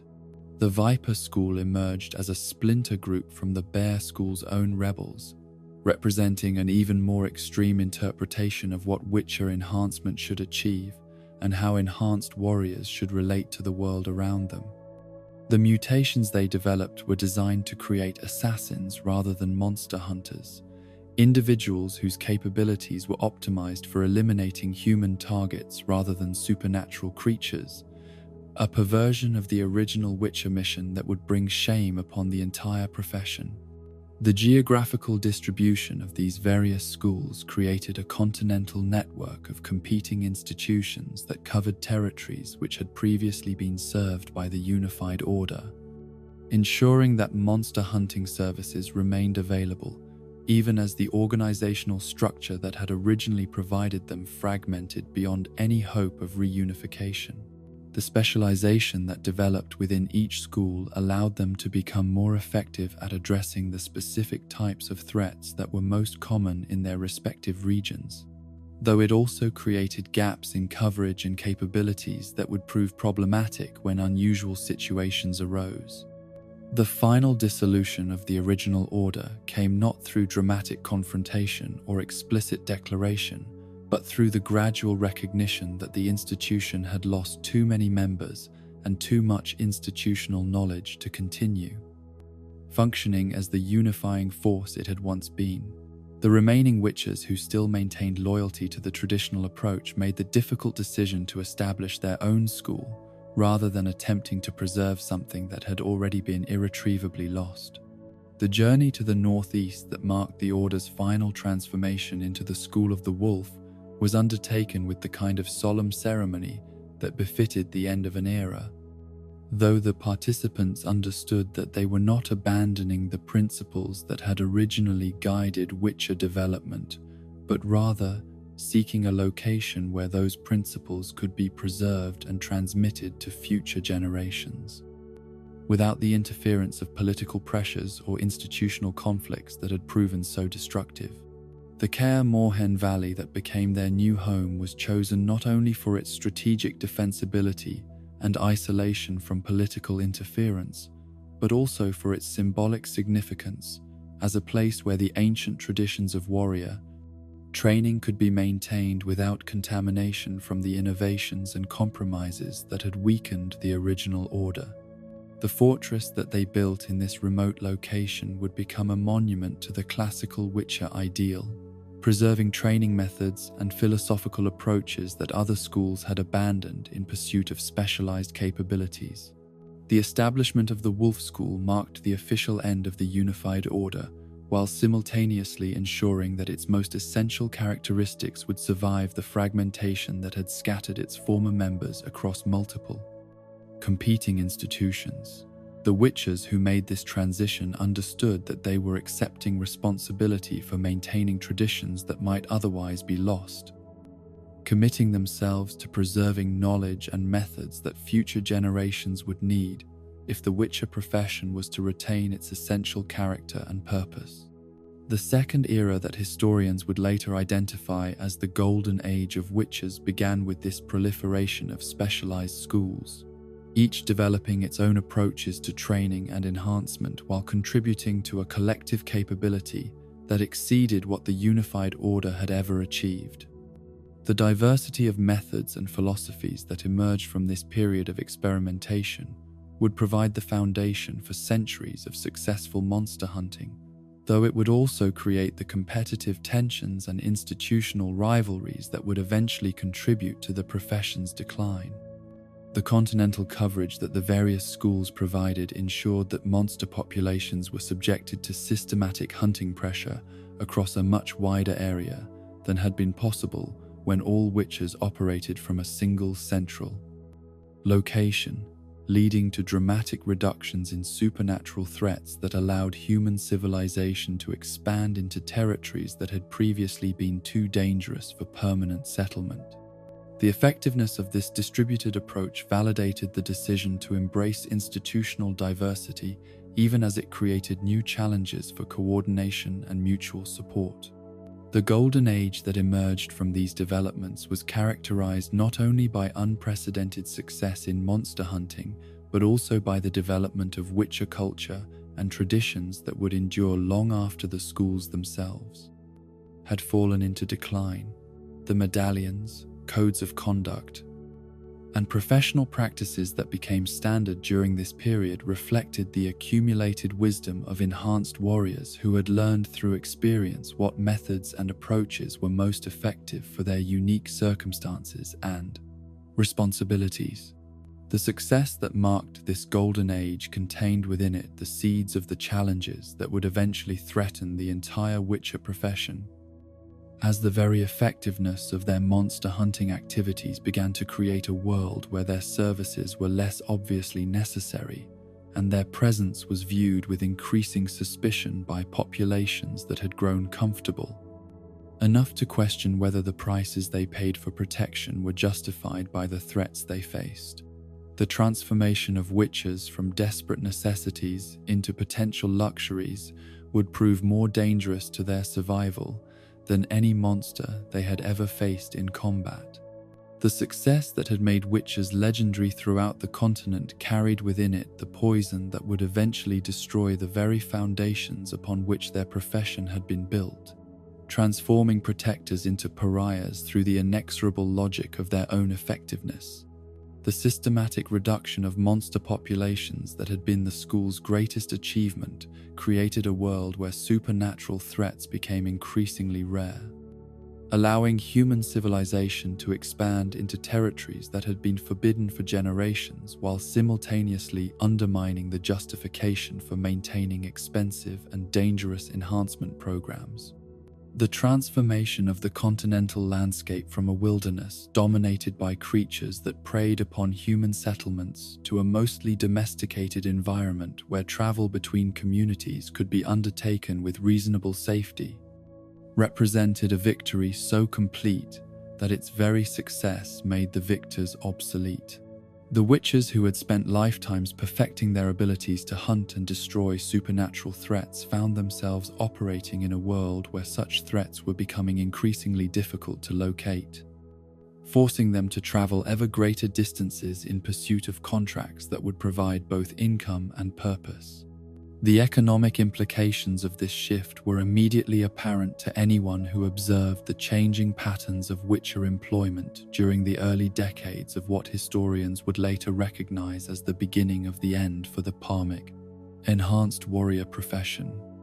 The premium prices that communities had once been willing to pay for monster elimination services became subjects of negotiation and dispute as people who had never personally witnessed supernatural predation began to question whether the costs they were asked to bear were justified by threats that seemed more theoretical than immediate. The psychological impact upon witchers themselves was perhaps even more devastating than the economic pressures they faced. As individuals who had defined their entire existence through combat with creatures that exceeded human capabilities found themselves competing for contracts involving pests and nuisances that barely justified the application of enhanced abilities. The Necker infestations and drowner problems that increasingly dominated their work were threats that conventional soldiers or even well-armed civilians could address, reducing witchers to the status of expensive exterminators rather than essential guardians of human survival. The cultural shift that accompanied these practical changes reflected fundamental alterations in how human societies understood their relationship with the supernatural world and their need for protection from forces beyond normal comprehension.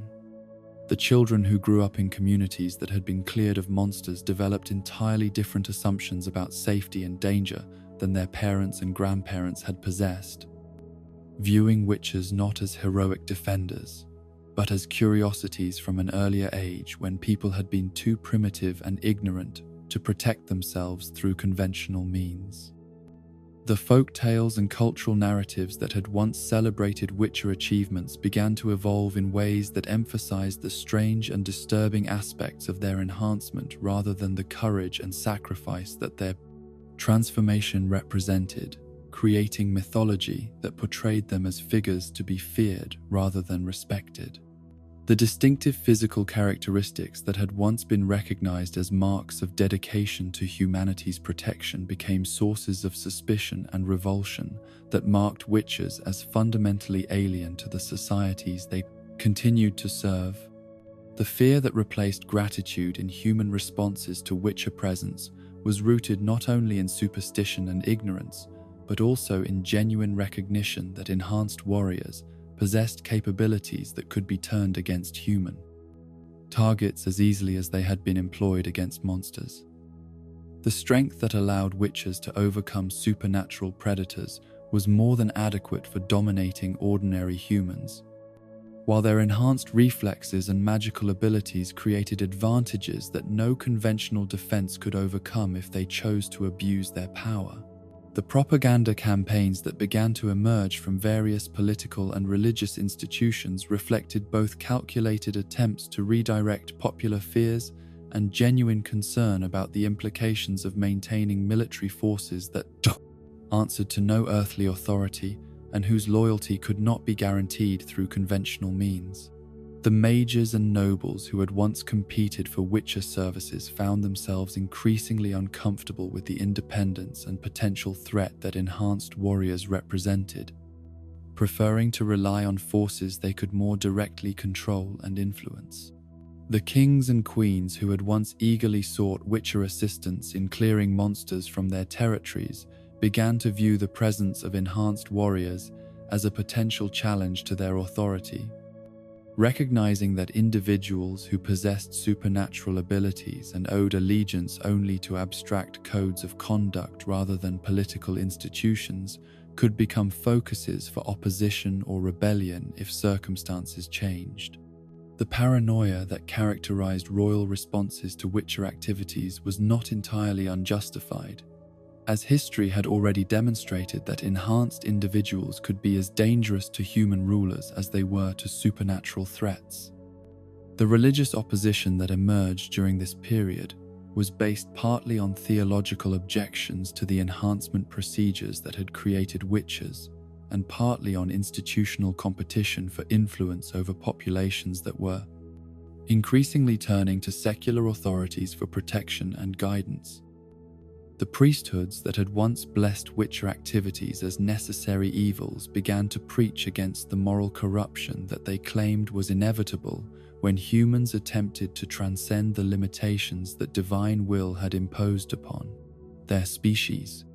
The academic institutions that had contributed to Witcher development through research and theoretical support began to distance themselves from associations that were becoming political liabilities, with scholars who had once proudly claimed credit for innovations in enhancement techniques now treating their involvement as embarrassing episodes from less enlightened periods of their careers. The withdrawal of intellectual support that followed this academic abandonment would prove even more damaging than the loss of political backing, as it eliminated possibilities for continued improvement and adaptation that might have allowed Witcher schools to respond more effectively to changing circumstances. Deglin's emergence as leader of the School of the Wolf during this period of growing hostility and declining opportunities represented both the profession's attempt to adapt to new realities and its tragic inability to recognize how thoroughly circumstances had changed since the golden age of monster hunting. His background as a witcher who had achieved success during the height of the profession's influence and respect made him an obvious choice for leadership, but it also left him unprepared for the kinds of challenges that would define the later period of Witcher history. The vision that guided Deglin's leadership reflected traditional Witcher values of service and duty, while failing to adequately account for the reality that human society no longer valued such service or recognized the duty that motivated it. His commitment to maintaining the highest standards of training and professional conduct was admirable in its idealism, but it was also tragically disconnected from the practical requirements of survival in a world that had grown suspicious of the very virtues he sought to preserve and transmit to future generations. The partnership that developed between Deglin and the mage Riedrich represented a desperate attempt to address the fundamental problem of declining monster populations through artificial means,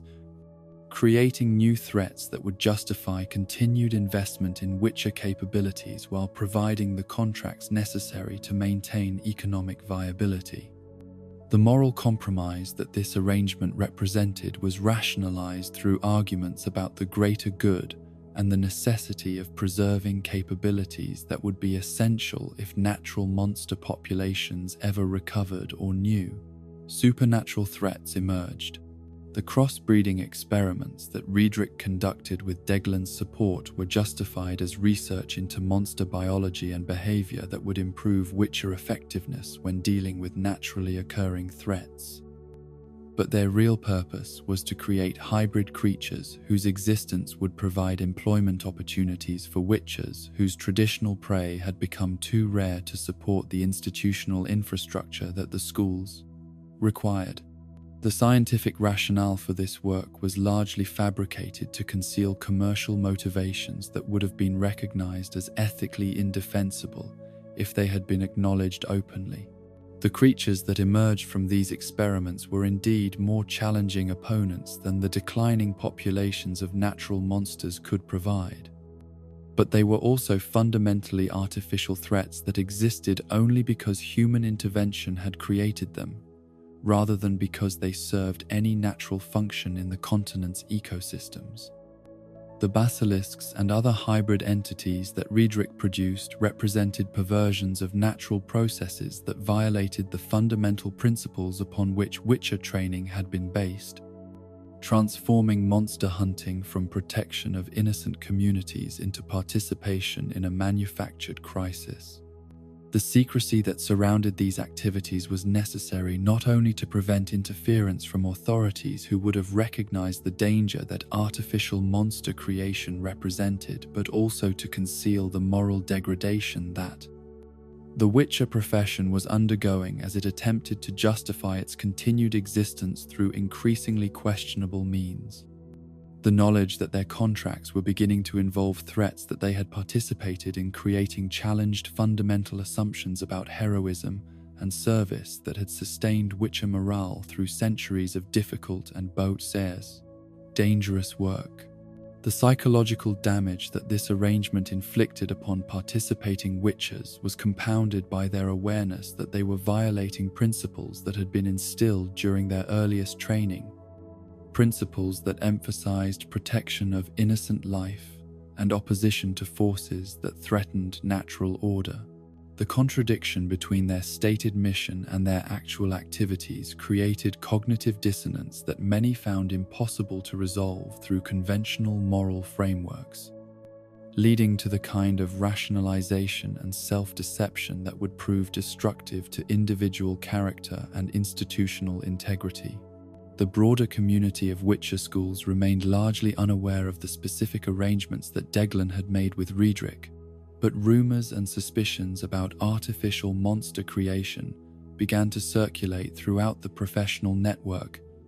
creating divisions and suspicions that weakened the cooperation and mutual support that had previously characterized relationships between different institutions. The erosion of trust that followed these revelations would prove even more damaging than the direct moral consequences of the activities themselves. The isolation that had always characterized Witcher existence became more pronounced as public suspicion and official disapproval made them unwelcome in many communities that had previously provided rest and resupply opportunities, forcing them to operate from increasingly remote bases while relying on networks of contacts who were themselves becoming reluctant to maintain associations that could compromise their own standing within human society. The social exile that accompanied professional decline created feedback loops that accelerated both processes while making recovery increasingly unlikely. The taverns and inns that had once welcomed Witcher gold now viewed enhanced warriors as dangerous customers whose presence might drive away other patrons or attract unwanted attention from authorities who were becoming increasingly hostile to their activities. The merchants who had once competed for Witcher business began to demand premium prices for goods and services while providing reduced quality and reliability, recognizing that their customers had few alternatives and little recourse when they were cheated or exploited. The young people who had once viewed Witcher careers as opportunities for advancement and adventure began to seek other paths that offered better prospects for acceptance and success within human society, reducing the pool of potential recruits while forcing schools to accept candidates who might not have met traditional standards for physical capability or psychological suitability. The decline in recruitment quality created additional pressures on training programs that were already struggling to maintain effectiveness with reduced resources and institutional support. The contracts that remained available to Witchers increasingly involved situations where communities were seeking scapegoats for problems that had no supernatural causes, hoping that the elimination of some convenient monster would address economic difficulties or social tensions that actually required political solutions. The willingness of desperate witches to accept such contracts, even when they suspected that the alleged threats were fictional or exaggerated, reflected how thoroughly their professional situation had deteriorated. The fees that communities were willing to pay for these questionable services continued to decline as competition among witcher schools forced them to underbid each other for any available work, creating economic pressures that made it increasingly difficult to maintain the equipment and facilities that proper training required. The deterioration of standards that followed this financial stress created additional problems that compounded existing difficulties while making recovery even more challenging to achieve. The equipment that witchers carried began to show signs of the reduced circumstances that characterized their profession, with silver swords becoming increasingly rare and expensive, while protective gear was repaired and maintained far beyond what would have been considered acceptable during the golden age of monster hunting. The visible signs of poverty and desperation that marked many witchers during this period reinforced negative public perceptions while making it more difficult to command respect or premium prices for their services. The political manipulation that some witcher schools began to engage in as they sought alternative sources of income and influence represented another departure from traditional professional ethics. As enhanced warriors who had been trained to serve humanity's broader interests became involved in conflicts between human factions whose disputes had nothing to do with supernatural threats. The mercenary activities that some schools pursued during this period damaged the profession's reputation while providing little in the way of sustainable solutions to underlying problems. The intellectual stagnation that accompanied institutional decline was reflected in the abandonment of research and development activities that had previously driven improvements in training methods and enhancement techniques. As schools focused their limited resources on maintaining existing capabilities, rather than pursuing innovations that might have allowed them to adapt more effectively to changing circumstances. The loss of forward momentum that characterized this period would prove difficult to reverse even when opportunities for recovery eventually presented themselves. The philosophical crisis that emerged as witches began to question the fundamental assumptions upon which their profession had been built reflected not only practical concerns about viability and sustainability but also deeper anxieties about identity and purpose that went to the heart of what it meant to be an enhanced human in a world that no longer seemed to need or want such enhancement. The existential questions that plagued individual witches during this period were symptomatic of broader cultural and spiritual problems that affected entire schools and threatened the continuation of traditions that had survived for centuries. The isolation that had always been a characteristic of witcher existence became more pronounced as former allies and supporters began to distance themselves from associations that were becoming political liabilities, leaving enhanced warriors increasingly dependent upon each other for emotional support and professional assistance, while simultaneously creating conditions that intensified competition and conflict between individuals and institutions that should have been cooperating against common threats to their survival and effectiveness. The transformation of protectors into pariahs was completed not through any single dramatic event, but through the accumulated weight of countless small betrayals and abandonments. As human society gradually turned away from the enhanced warriors who had once been its champions and began to view them as relics of a more primitive age, when supernatural threats had required supernatural solutions. The tragedy of this transition lay not only in its injustice but also in its seeming inevitability, as the very success that witches had achieved in fulfilling their original mission created conditions that made their continued existence appear unnecessary and potentially dangerous to the people they had spent lifetimes protecting. The attack on Kaer Morhen came not as a sudden assault but as the culmination of months of careful planning and political maneuvering, orchestrated by forces that had spent years nurturing the fear and resentment that would provide moral justification for what amounted to the systematic extermination of an entire institution.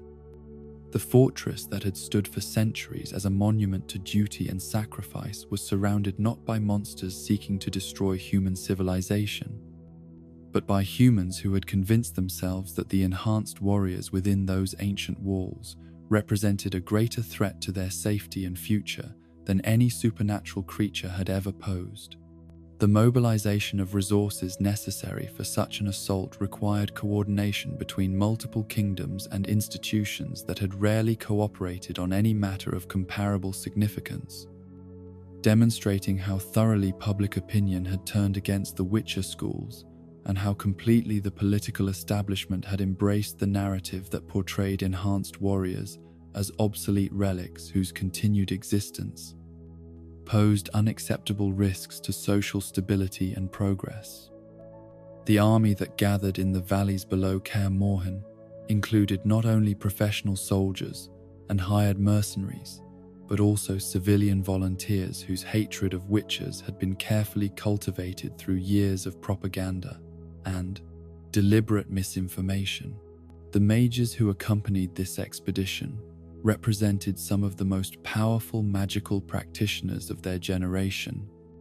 individuals whose abilities had been honed through decades of study and research, but who had chosen to employ their knowledge in service of destruction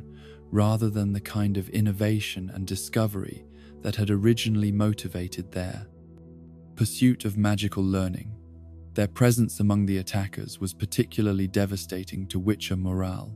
as it represented the complete abandonment of the scholarly traditions that had given birth to the enhancement procedures that had created the Witcher schools in the first place. The siege that preceded the final assault was designed not merely to weaken the fortress's defenses, but to create psychological pressure that would undermine the defenders' will to resist, forcing them to endure weeks of constant threat while watching their supplies diminish and their options for escape or relief disappear. The attackers understood that time was on their side, as the isolated location that had once provided security for Witcher training now served as a trap that prevented reinforcement or evacuation while allowing the besieging forces to maintain their advantage through patient application of Bayesian superior numbers. The propaganda that accompanied the siege was broadcast through magical means that ensured every Witcher within the fortress could hear the accusations and justifications that were being used to legitimize their destruction, creating a form of psychological warfare that was perhaps more damaging than the physical attacks that followed. The claims that witches had become parasites who created problems in order to profit from solving them, that their enhancement had corrupted them beyond any hope of redemption, and that their continued existence represented an affront to natural order, were repeated with the kind of relentless intensity that made them seem true even to those who knew better. The negotiation attempts that some within the fortress advocated represented desperate hopes that reason and dialogue might yet prevent the catastrophe that was approaching. But the responses from the attacking forces made it clear that no compromise or accommodation would be acceptable to people who had already committed themselves to a final solution to what they termed the Witcher problem. The demands that were communicated during these brief exchanges included unconditional surrender, submission to magical procedures that would reverse their enhancement, and acceptance of permanent exile from human territories, conditions that amounted to the complete destruction of everything that had defined Witcher existence. The internal debates that raged within Kaer Morhen during the final days before the assault reflected fundamental disagreements about how enhanced warriors should respond to threats from the very communities they had spent lifetimes protecting, with some arguing for diplomatic solutions that might preserve at least part of their legacy, while others insisted that resistance was not only justified but morally required. The philosophical divisions that emerged during these discussions revealed how thoroughly the crisis had shattered traditional assumptions about duty and service that had previously provided clear guidance for Witcher decision-making.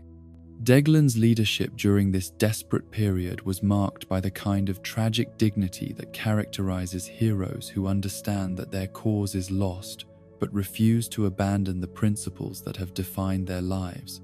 even when adherence to those principles guarantees their destruction.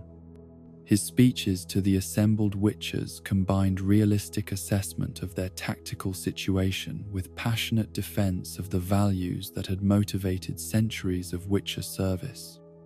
creating moments of inspiration that briefly overcame the despair and fatalism that threatened to paralyze the fortress's defenders. The final preparations for battle that consumed the last hours before the assault included not only practical measures like distributing weapons and assigning defensive positions, but also the kind of ritual observances that allowed warriors to make peace with their approaching deaths while affirming their commitment to ideals that transcended individual survival. The ceremonies that took place in Kaer Morhen's Great Hall that night were both funeral rites for a dying institution and baptism into martyrdom for individuals who had chosen to die rather than abandon everything they had lived. 4. The assault that began with the dawn was characterized by a level of violence and destruction that exceeded anything in the fortress's long history, as attackers who had been conditioned to view their targets as monsters rather than fellow humans employed tactics that would have been considered war crimes if they had been used against any other opponent. The magical bombardment that preceded the ground attack was designed not merely to breach the fortress's defenses, but to terrorize its inhabitants through demonstrations of power that made resistance seem futile, while ensuring that survivors would be too traumatized to organize effective counterattacks. The breaching of the outer walls that marked the transition from siege to storm was accomplished through magical means that circumvented the conventional defenses that had protected the fortress for generations, allowing attackers to penetrate deep into the complex before the defenders could organize coordinated resistance. The speed of this breakthrough reflected both superior planning and the element of surprise that the attackers had achieved through their use of magical techniques that the Witchers had not anticipated or prepared to counter. The fighting that raged through the corridors and chambers of Kaer Morhen was unlike any combat that the fortress had previously witnessed. Pitting enhanced warriors whose abilities had been developed for fighting monsters against opponents whose tactics had been specifically designed to exploit the limitations and vulnerabilities that characterized Witcher enhancement. The superior numbers that the attackers possessed were augmented by magical support that neutralized many of the advantages that Witchers normally enjoyed in individual combat, creating situations where even the most skilled defenders found themselves overwhelmed by coordinated assaults that they could not effectively counter. The systematic nature of the destruction that followed the initial breakthrough revealed that this was not merely a military operation designed to eliminate a perceived threat, but a calculated attempt to erase every trace of Witcher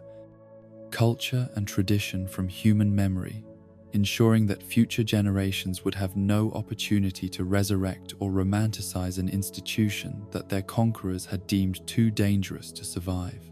The libraries that contained centuries of accumulated knowledge about monster hunting and enhancement techniques were deliberately targeted for destruction, while the laboratories that had produced generations of enhanced warriors were systematically dismantled and their contents scattered or destroyed.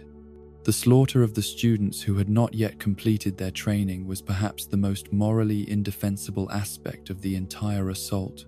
representing the murder of children whose only crime was their association with an institution that adults had decided posed a threat to political stability.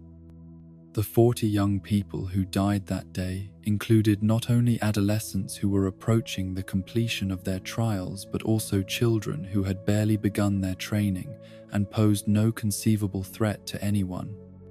Victims whose deaths served no strategic purpose beyond satisfying the bloodlust that had been carefully cultivated among the attacking forces. The death of Deglan during the final stages of the battle robbed the surviving Witchers of their most experienced leader while simultaneously serving as powerful symbol of the institution's destruction, as the man who had embodied the highest ideals of Witcher service died defending principles that the world had already rejected.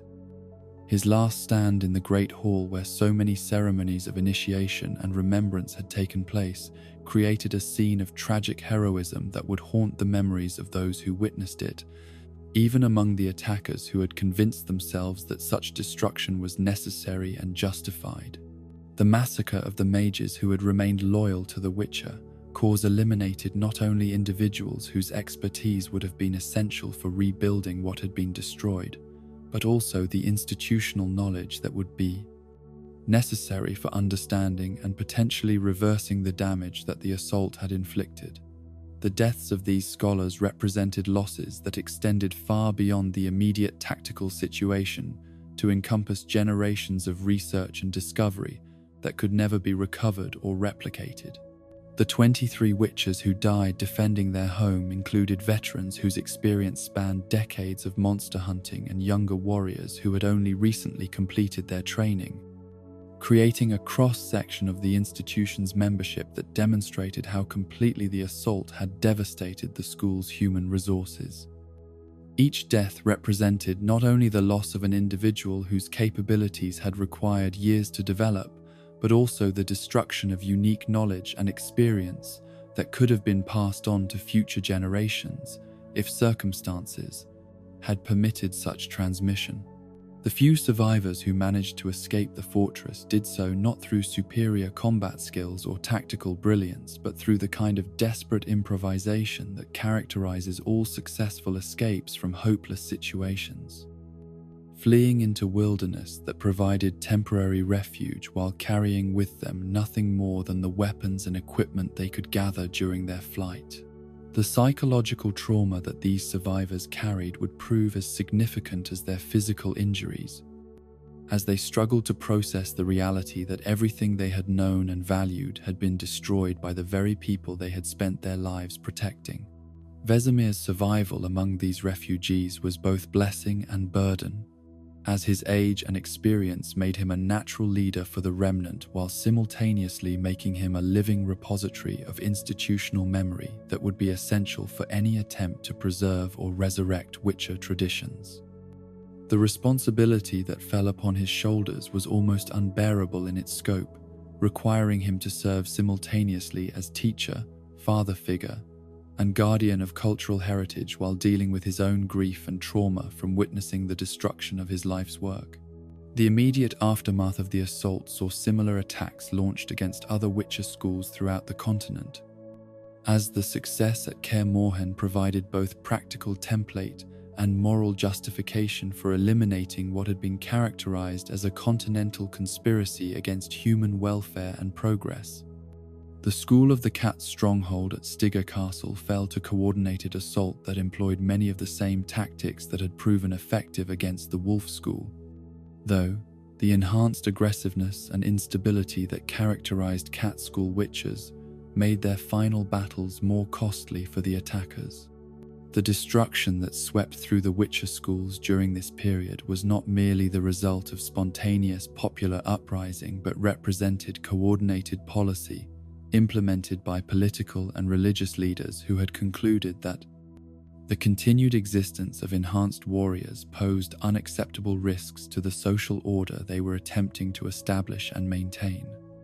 The efficiency with which multiple schools were simultaneously eliminated demonstrated planning and organization that could only have been achieved through extensive cooperation between institutions that rarely agreed on matters of comparable significance.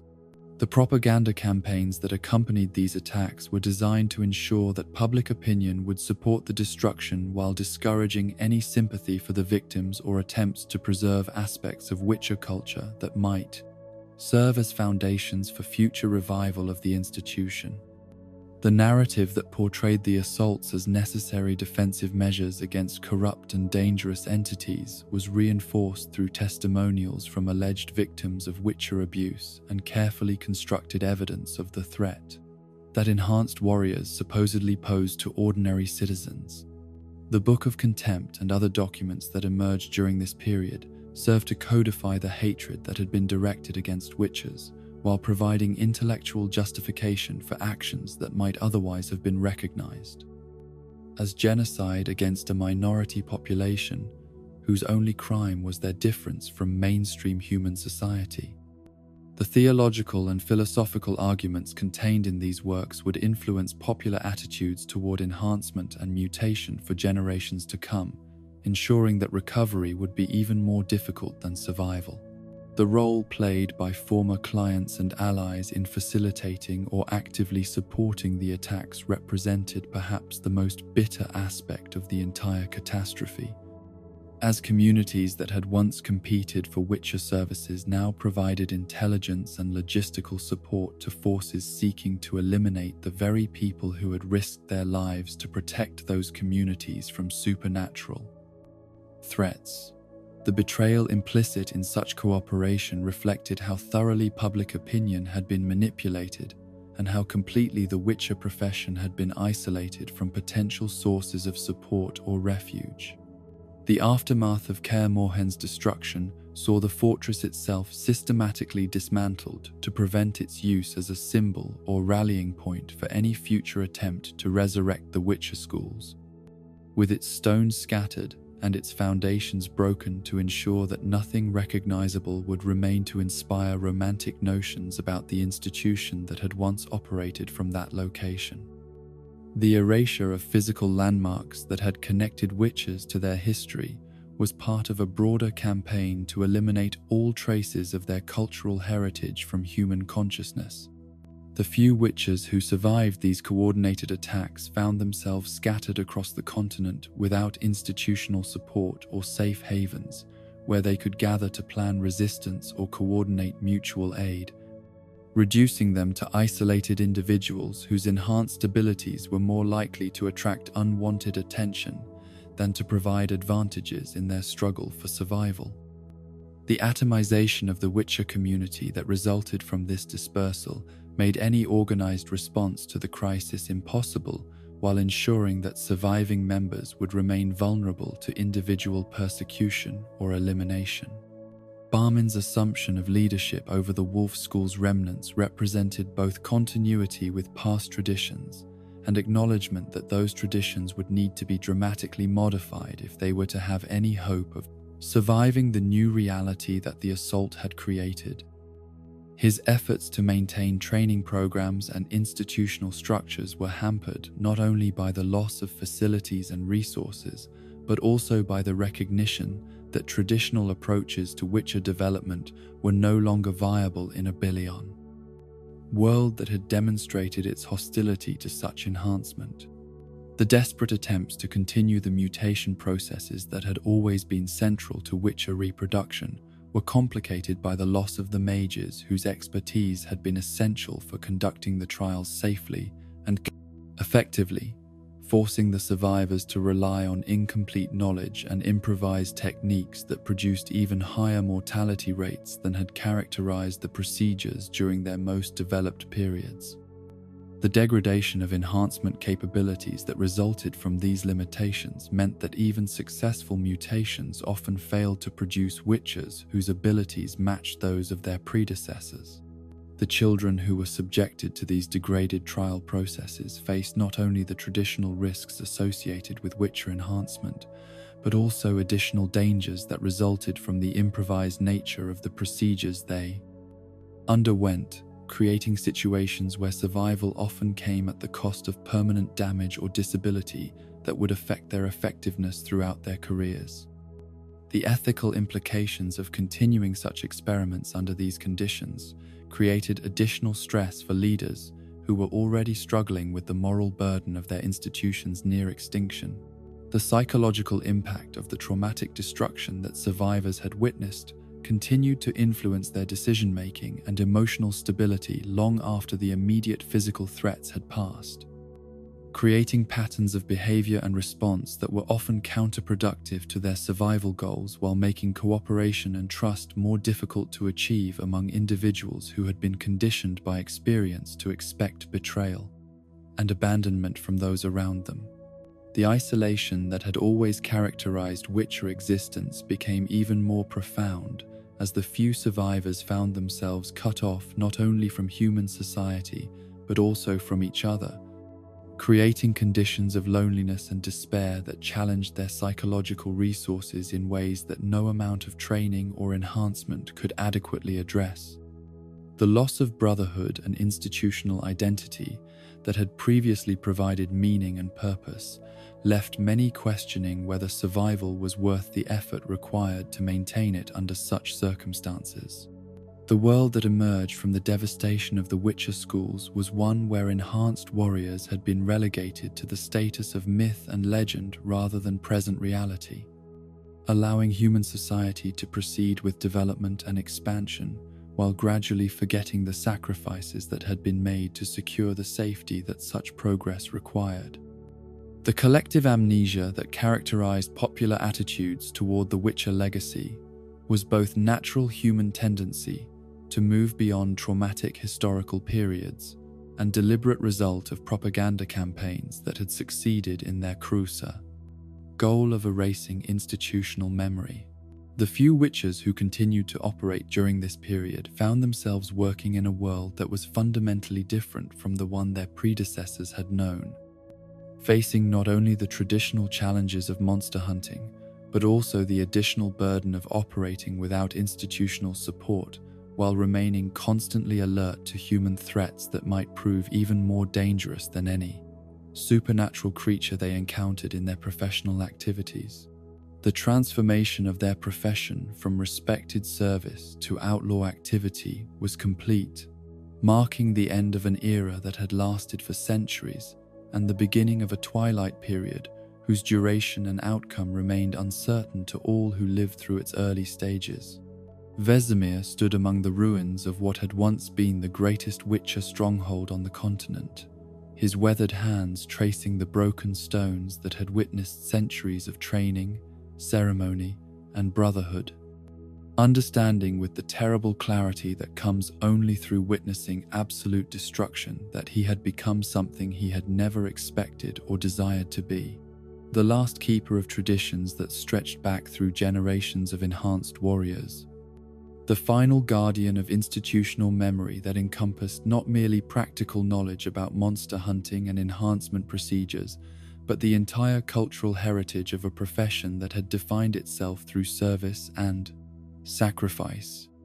The burden that settled upon his shoulders in the aftermath of Kaer Morhen's fall was unlike anything that Witcher training had prepared him to bear, encompassing responsibilities that extended far beyond personal survival or individual achievement to include the preservation of everything that had made the Witcher schools more than mere associations of enhanced mercenaries. The knowledge that resided in his memory represented the accumulated wisdom of centuries, techniques, and traditions that had been refined through generations of practical application and theoretical development. Understanding that would die with him if he failed to find ways to transmit it to whatever successors might emerge from the ashes of the old order. The handful of survivors who had accompanied him into exile brought with them their own fragments of institutional knowledge and professional experience, but their combined understanding fell far short of what would be necessary to reconstruct even a shadow of what had been lost in the coordinated attacks that had swept across the continent like a plague designed specifically to eliminate enhanced warriors and everything they represented. The gaps in their collective knowledge were particularly evident in areas related to the mutation processes and alchemical procedures that were essential for creating new witchers, leaving them capable of training conventional warriors, but unable to reproduce the enhancement that had defined their profession. The caves that provided temporary refuge in the Kaer Morhen Valley offered protection from immediate pursuit, while serving as constant reminders of how far their circumstances had fallen from the days when the fortress above had served as a beacon of hope and center of learning for enhanced warriors throughout the northern territories. The primitive conditions that characterized their new existence stood in stark contrast to the sophisticated facilities and abundant resources that had once supported comprehensive training programs and advanced research into monster hunting techniques and enhancement procedures.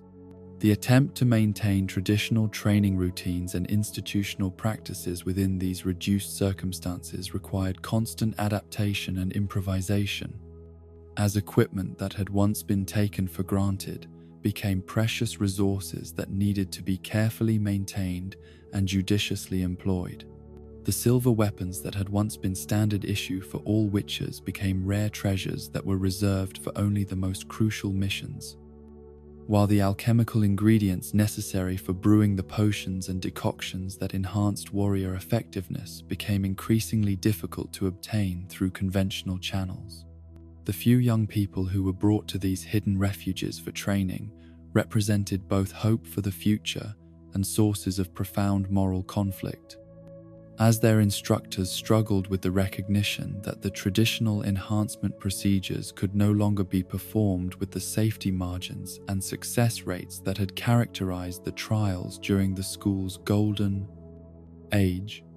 The decision to continue attempting mutations despite these limitations was driven partly by practical necessity and partly by stubborn refusal to accept that centuries of tradition might come to an end on their watch. The improvised trial procedures that Vesemir and his colleagues developed in their underground workshops were based on fragmentary knowledge and theoretical speculation, rather than the systematic understanding that had previously guided Witcher enhancement, creating conditions where even minor variations in technique or timing could result in catastrophic failures that claimed the lives of candidates who might have survived the original procedures. The mortality rates that accompanied these desperate experiments exceeded even the grim statistics that had characterized mutation attempts during the earliest days of Witcher development, creating an atmosphere of constant grief and guilt among instructors who understood that their efforts to preserve their profession were consuming the very future they were trying to protect. The successful mutations that did occur often produced Witchers whose capabilities fell short of traditional standards, with enhancement effects that were incomplete or unstable in ways that would affect their effectiveness throughout their careers, while simultaneously marking them as products of inferior procedures that reflected the degraded state of posins. Witcher institutions during this period of decline and desperation. These partially enhanced warriors faced not only the traditional challenges of monster hunting, but also the additional burden of operating with abilities that were unreliable or insufficient for the tasks they would be expected to perform. The psychological trauma that affected all survivors of the pogrom continued to influence their behavior and decision-making long after the immediate physical threats had passed, creating patterns of hypervigilance and paranoid suspicion that were appropriate responses to the dangers they faced, but which also made trust and cooperation more difficult to achieve among individuals whose survival depended upon their ability to work together effectively. The isolation that had always characterized Witcher existence became even more profound when it was compounded by the knowledge that betrayal by former allies had made possible the destruction of everything they had valued and served. The contracts that were available to surviving Witchers came primarily through underground networks and criminal organizations that were themselves outside mainstream society,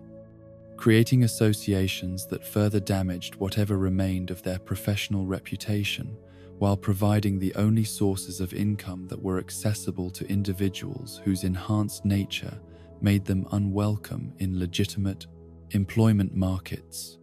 The moral compromises that these arrangements required represented additional departures from traditional Witcher ethics, as desperate circumstances forced survivors to accept work that they would have rejected during better times. The monsters that these contracts typically involved were often creatures whose existence in populated areas was more the result of human carelessness or deliberate negligence than natural predation patterns, reflecting the extent to which monster populations had been reduced by previous Witcher activities, while also demonstrating how quickly supernatural threats could resurface when proper preventive measures were abandoned or forgotten. The irony that Witchers were now primarily employed to address problems that could have been prevented through the kind of systematic monster management that the schools had once provided was not lost on veterans who remembered more prosperous and purposeful times. The fees that could be commanded for these services were typically far below what Witcher work had once commanded,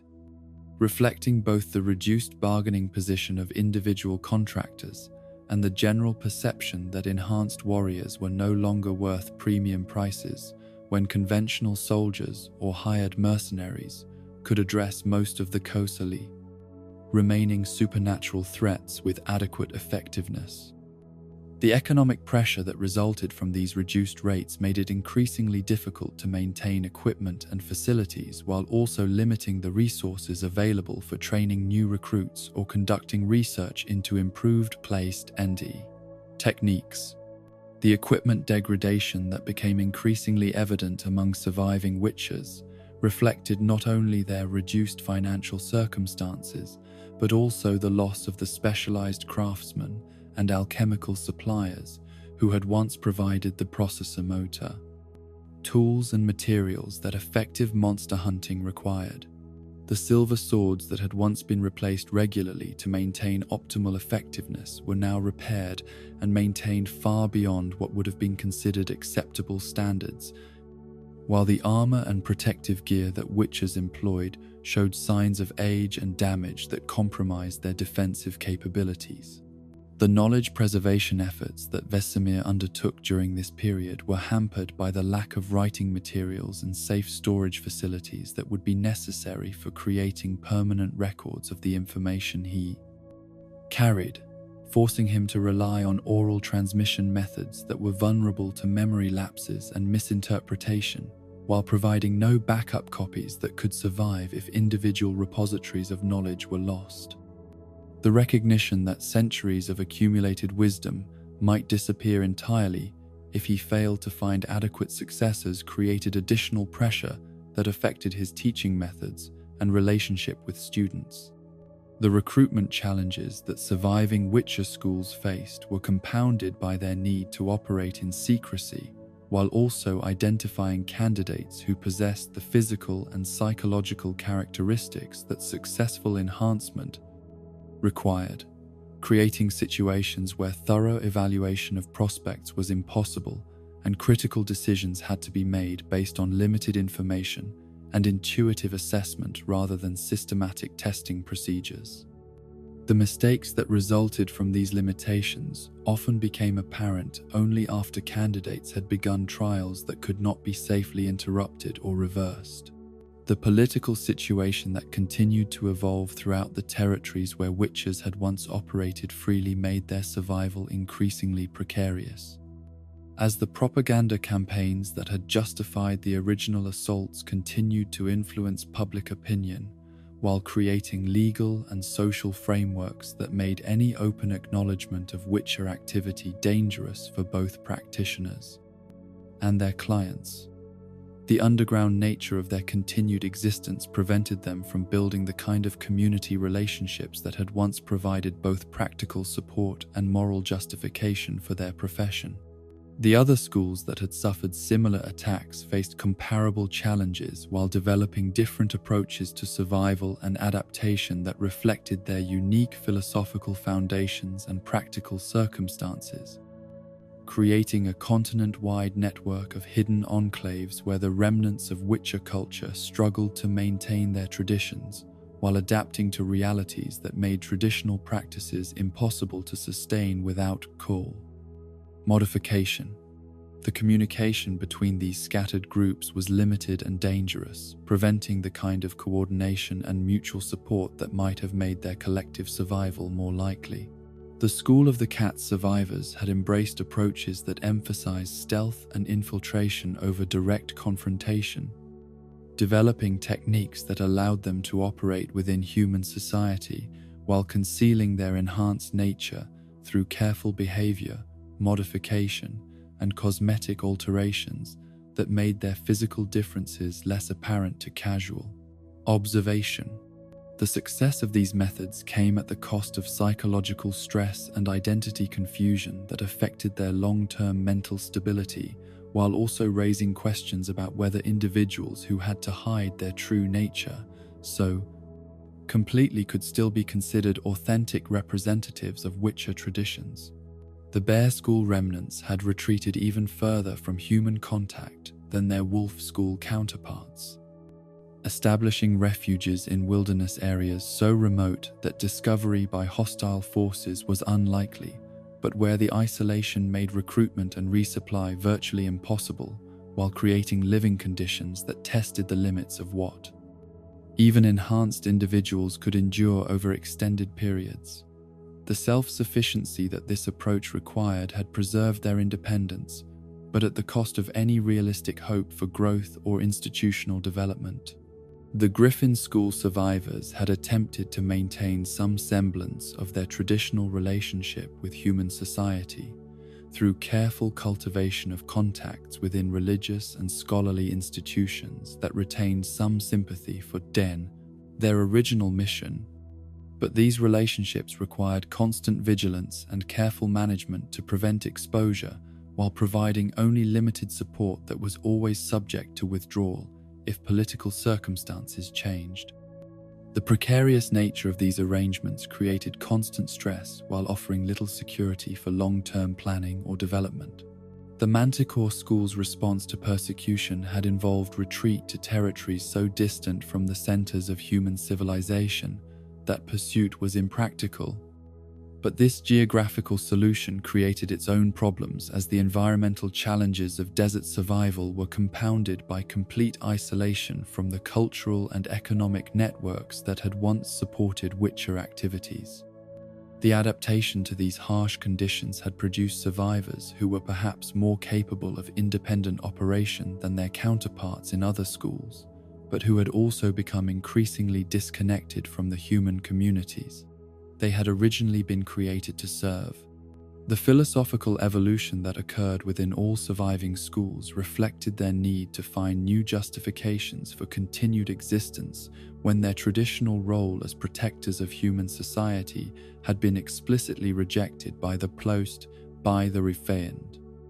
very people they had spent centuries serving, leading to the development of more abstract concepts of duty and purpose that were less dependent on external validation or appreciation. The internal debates that characterized these intellectual developments often revealed fundamental disagreements about what aspects of Witcher tradition were essential and what elements could be sacrificed in the interest of survival.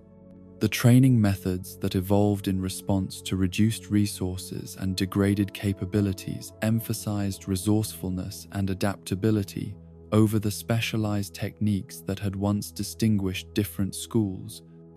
creating a more generalized approach to enhancement that was perhaps better suited to the uncertain conditions that survivors faced, but which also represented a significant departure from the distinct traditions that had once made each school unique. The standardization that resulted from these changes eliminated much of the diversity that had characterized Witcher culture during its golden age. The recruitment pool that was accessible to surviving schools consisted primarily of individuals who were themselves marginalized or displaced by the social upheavals that had accompanied the anti-Witcher campaigns, creating candidate populations that often included people whose psychological profiles or physical characteristics would not have met traditional standards for enhancement, but who were the only prospects available to institutions that could no longer afford to be selective about their human resources. The mutation procedures that were attempted on these candidates reflected the compromises that limited resources and incomplete knowledge made necessary, often producing enhancement effects that were unpredictable or incomplete while creating risks that were substantially higher than those associated with traditional trials. The survivors of these modified procedures faced not only the usual challenges of adapting to enhanced capabilities, but also the additional burden of dealing with anomalous effects that their instructors could not fully explain or predict.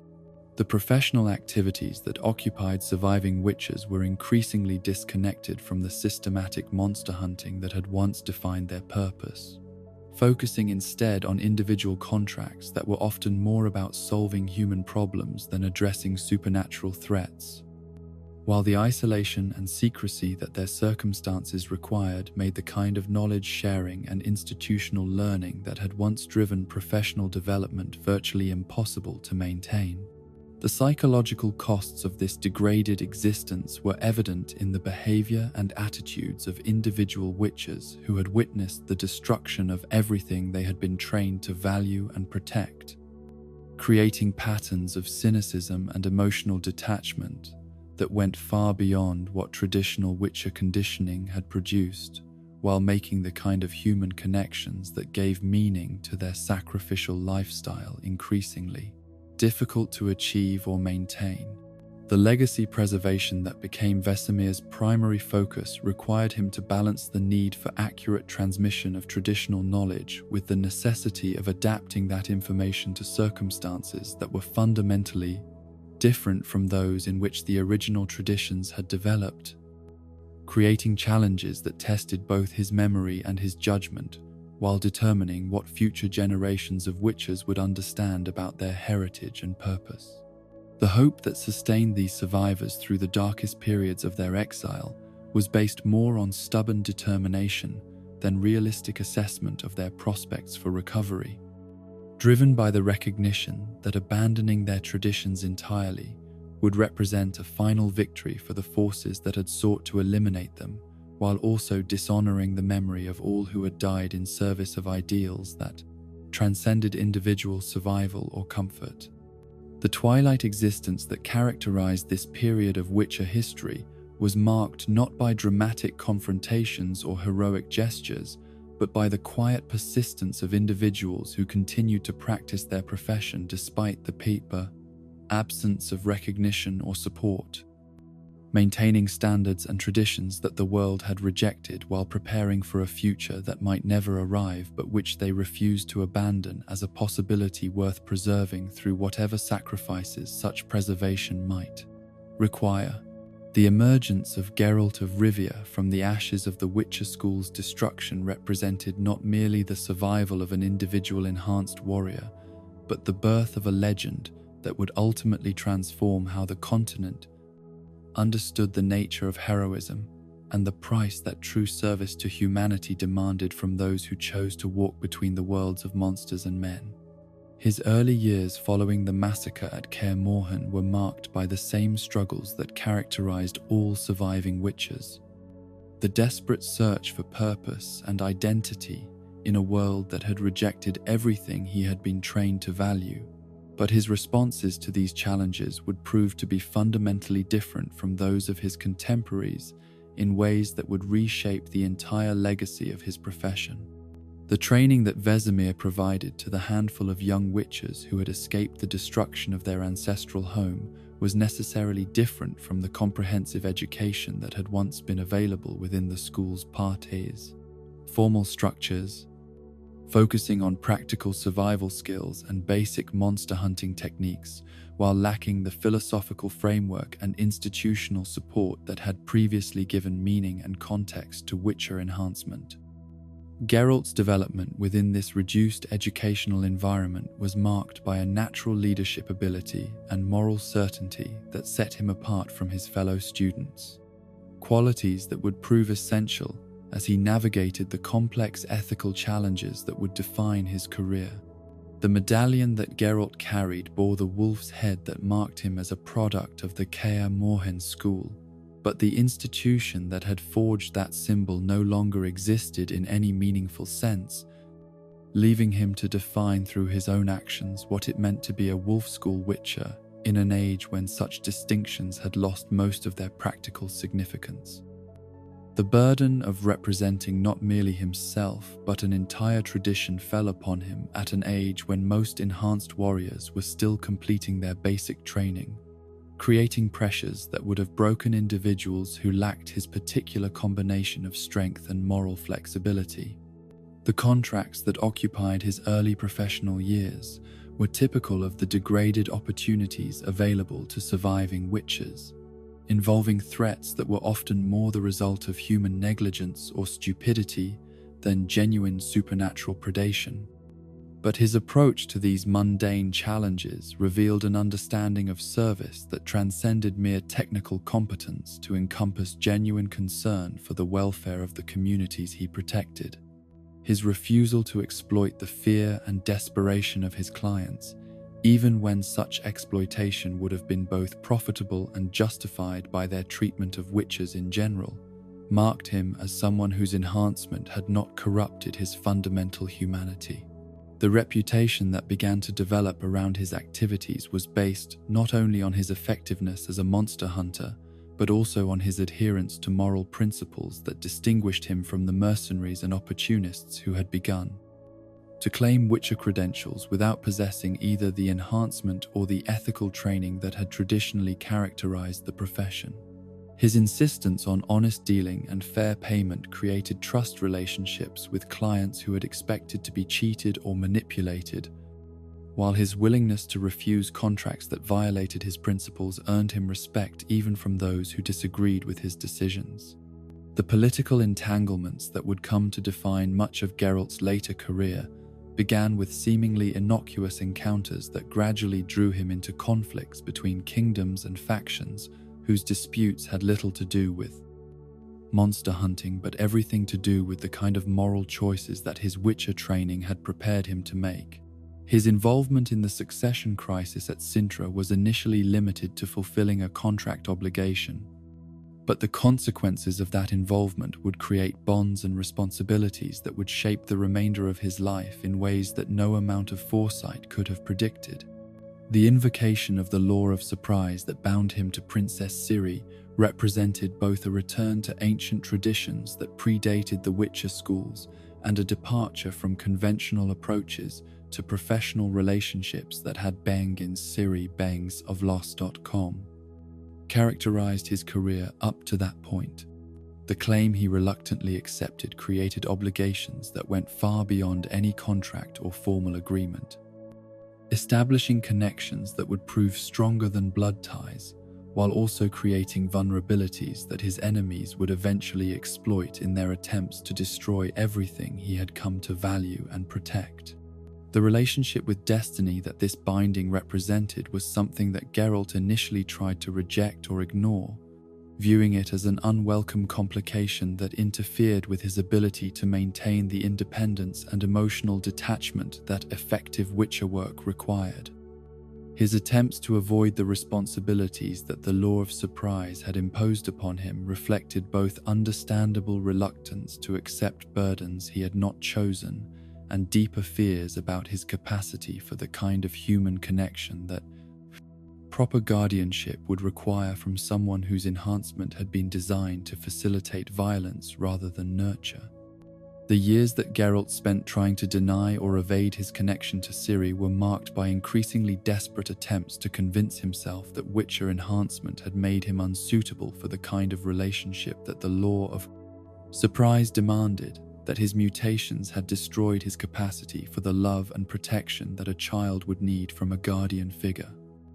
The internal conflict between his growing awareness of the girl's importance and his fear of the emotional vulnerability that caring for her would create manifested in behavior that was often self-destructive while serving no blessed,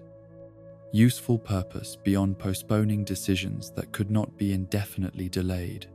The transformation that began when Geralt finally accepted his role as Ciri's protector and teacher represented not merely a change in his professional activities, but a fundamental redefinition of what it meant to be a Witcher in and by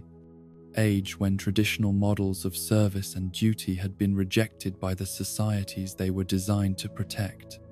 His development of a found family that included not only Ciri but also Yennefer created relationships that gave new meaning to enhancement and mutation,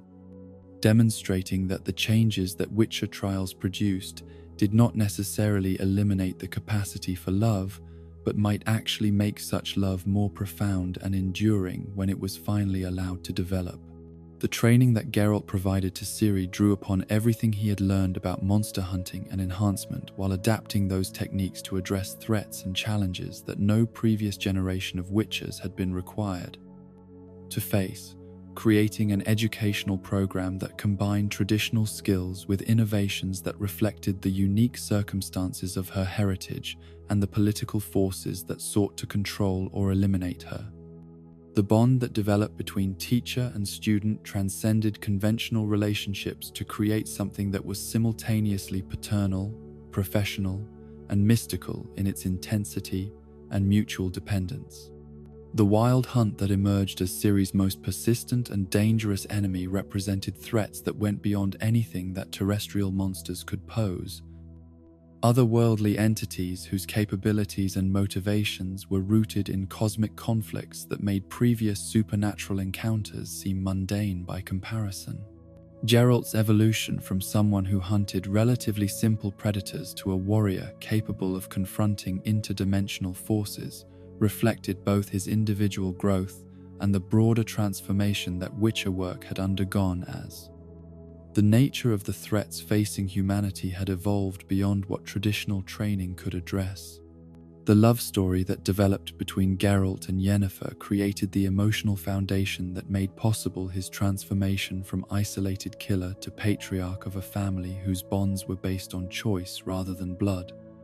demonstrating that enhancement did not necessarily eliminate the capacity for the kind of deep connection that gives meaning to existence, even when that existence is defined by constant danger and moral ambiguity.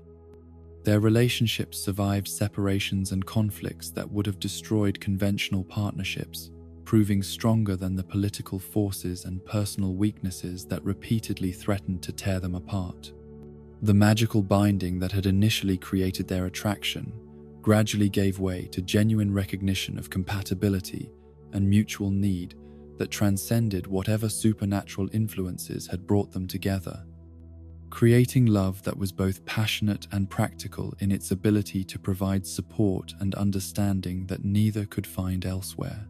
The complexity of their relationship reflected the complicated nature of enhancement and mutation, with both partners carrying psychological and physical changes that made conventional romance impossible, while creating opportunities for connection that ordinary humans could never achieve. The family that emerged from these relationships represented something entirely new in Witcher history, a household where enhancement and mutation were not obstacles to love, but foundations upon which deeper forms of connection could be built, demonstrating that the trials and modifications that had once been viewed as sacrifices that separated enhanced warriors from normal human experience could instead become sources of strength that made more profound relationships possible. The domestic happiness that Geralt found with Yennefer and Ciri provided proof that Witcher enhancement was compatible with the very human needs it had supposedly destroyed. The war years that tested these relationships while simultaneously creating opportunities for Geralt to demonstrate the broader relevance of Witcher capabilities to conflicts that went far beyond monster hunting revealed the extent to which his personal evolution had prepared him for challenges that required not merely combat skills, but also the kind of moral leadership that could inspire others to make the sacrifices that victory would demand. His involvement in political and military conflicts that shaped the future of the Northern Kingdoms established him as a figure whose significance extended far beyond his professional specialization. The battles that Geralt fought during this period were often against human enemies whose capabilities and motivations were more complex than those of the monsters he had traditionally hunted,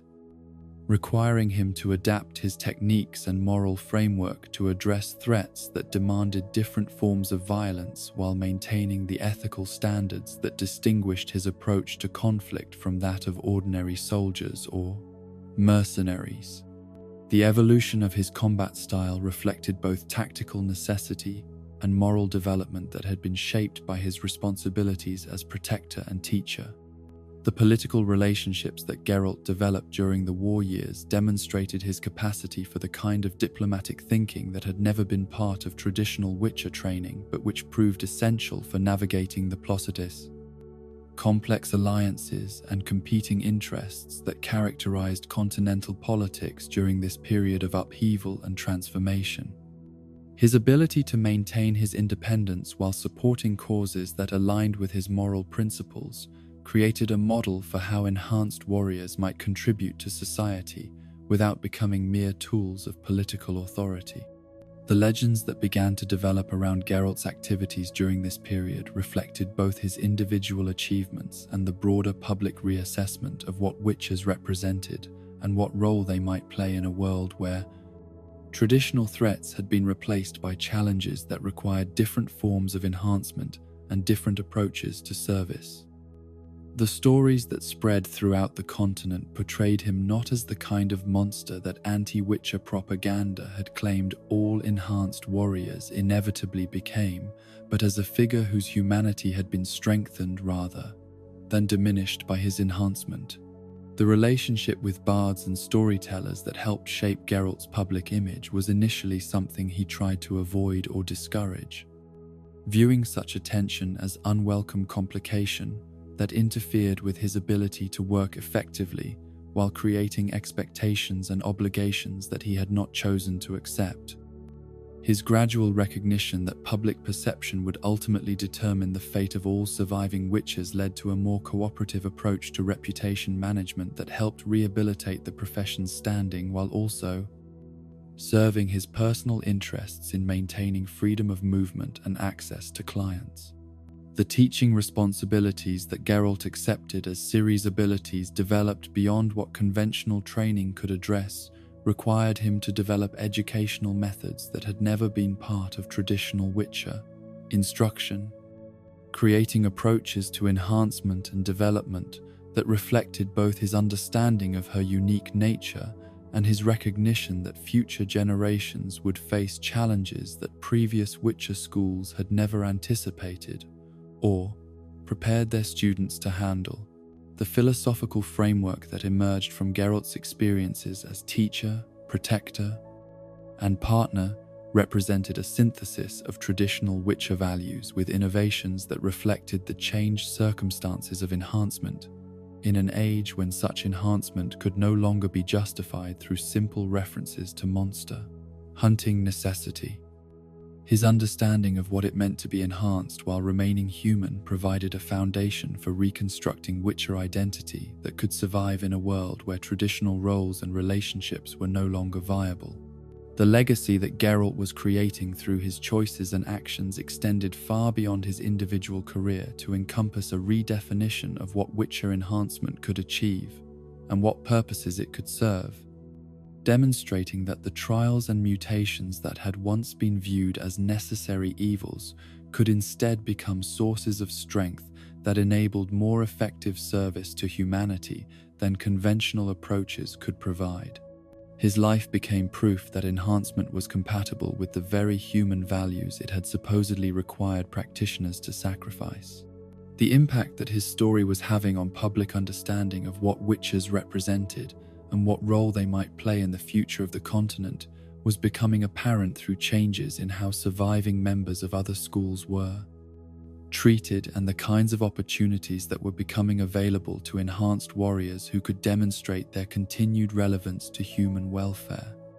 The rehabilitation of the Witcher reputation that Geralt's example was making possible created hope for the survival and eventual renaissance of enhancement traditions that had seemed doomed to extinction in the aftermath of the Bayfur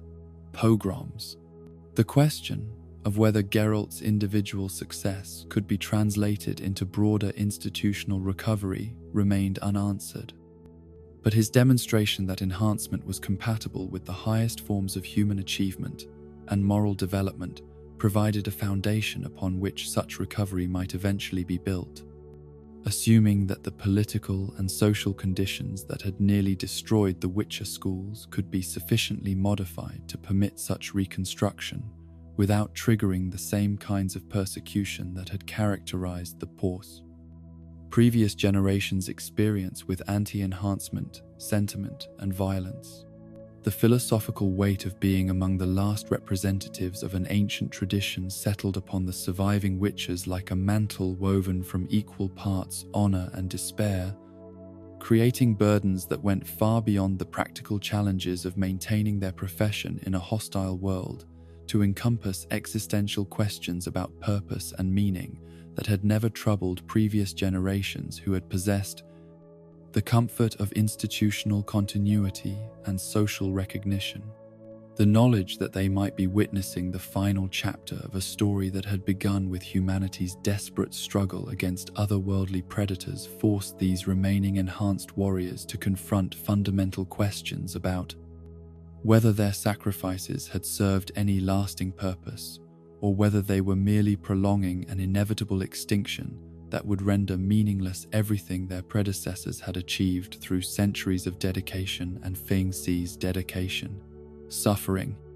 Vesemir's position as the eldest surviving member of his school made him not merely a teacher and leader, but a living repository of institutional memory that encompassed traditions and knowledge that would die with him if he failed to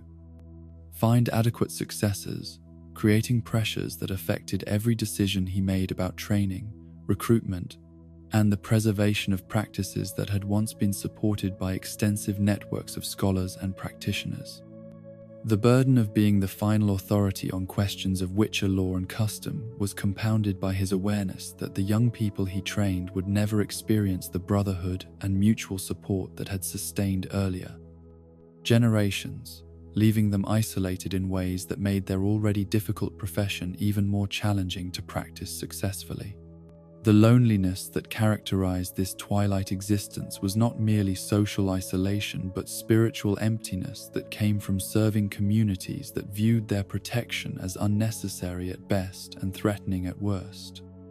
creating situations where the very effectiveness of their work served to reinforce public opinion that witches were obsolete relics whose continued existence served no useful purpose.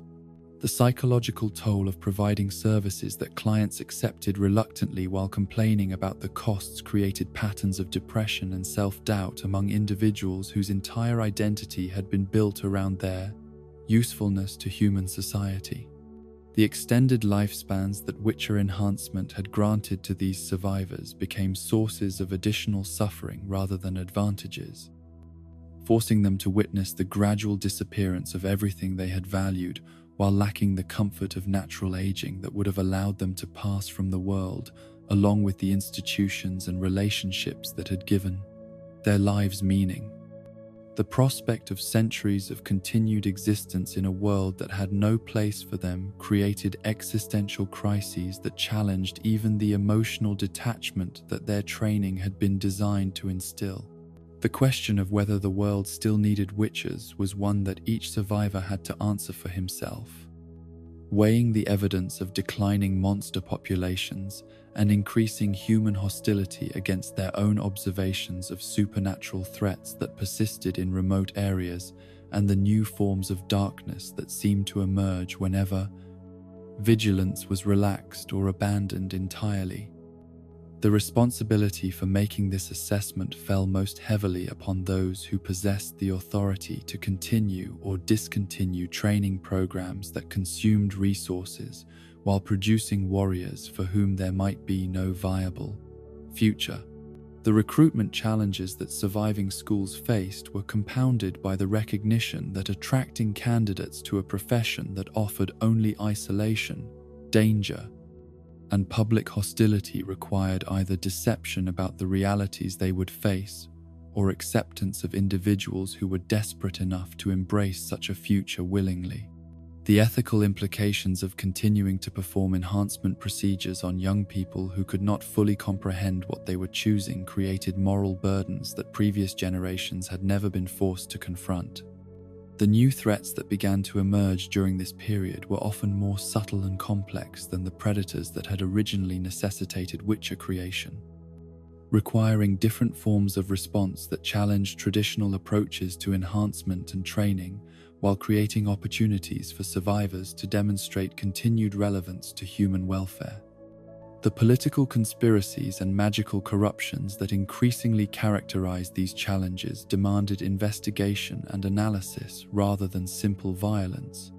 forcing witches to develop capabilities that had never been part of conventional preparation for their profession.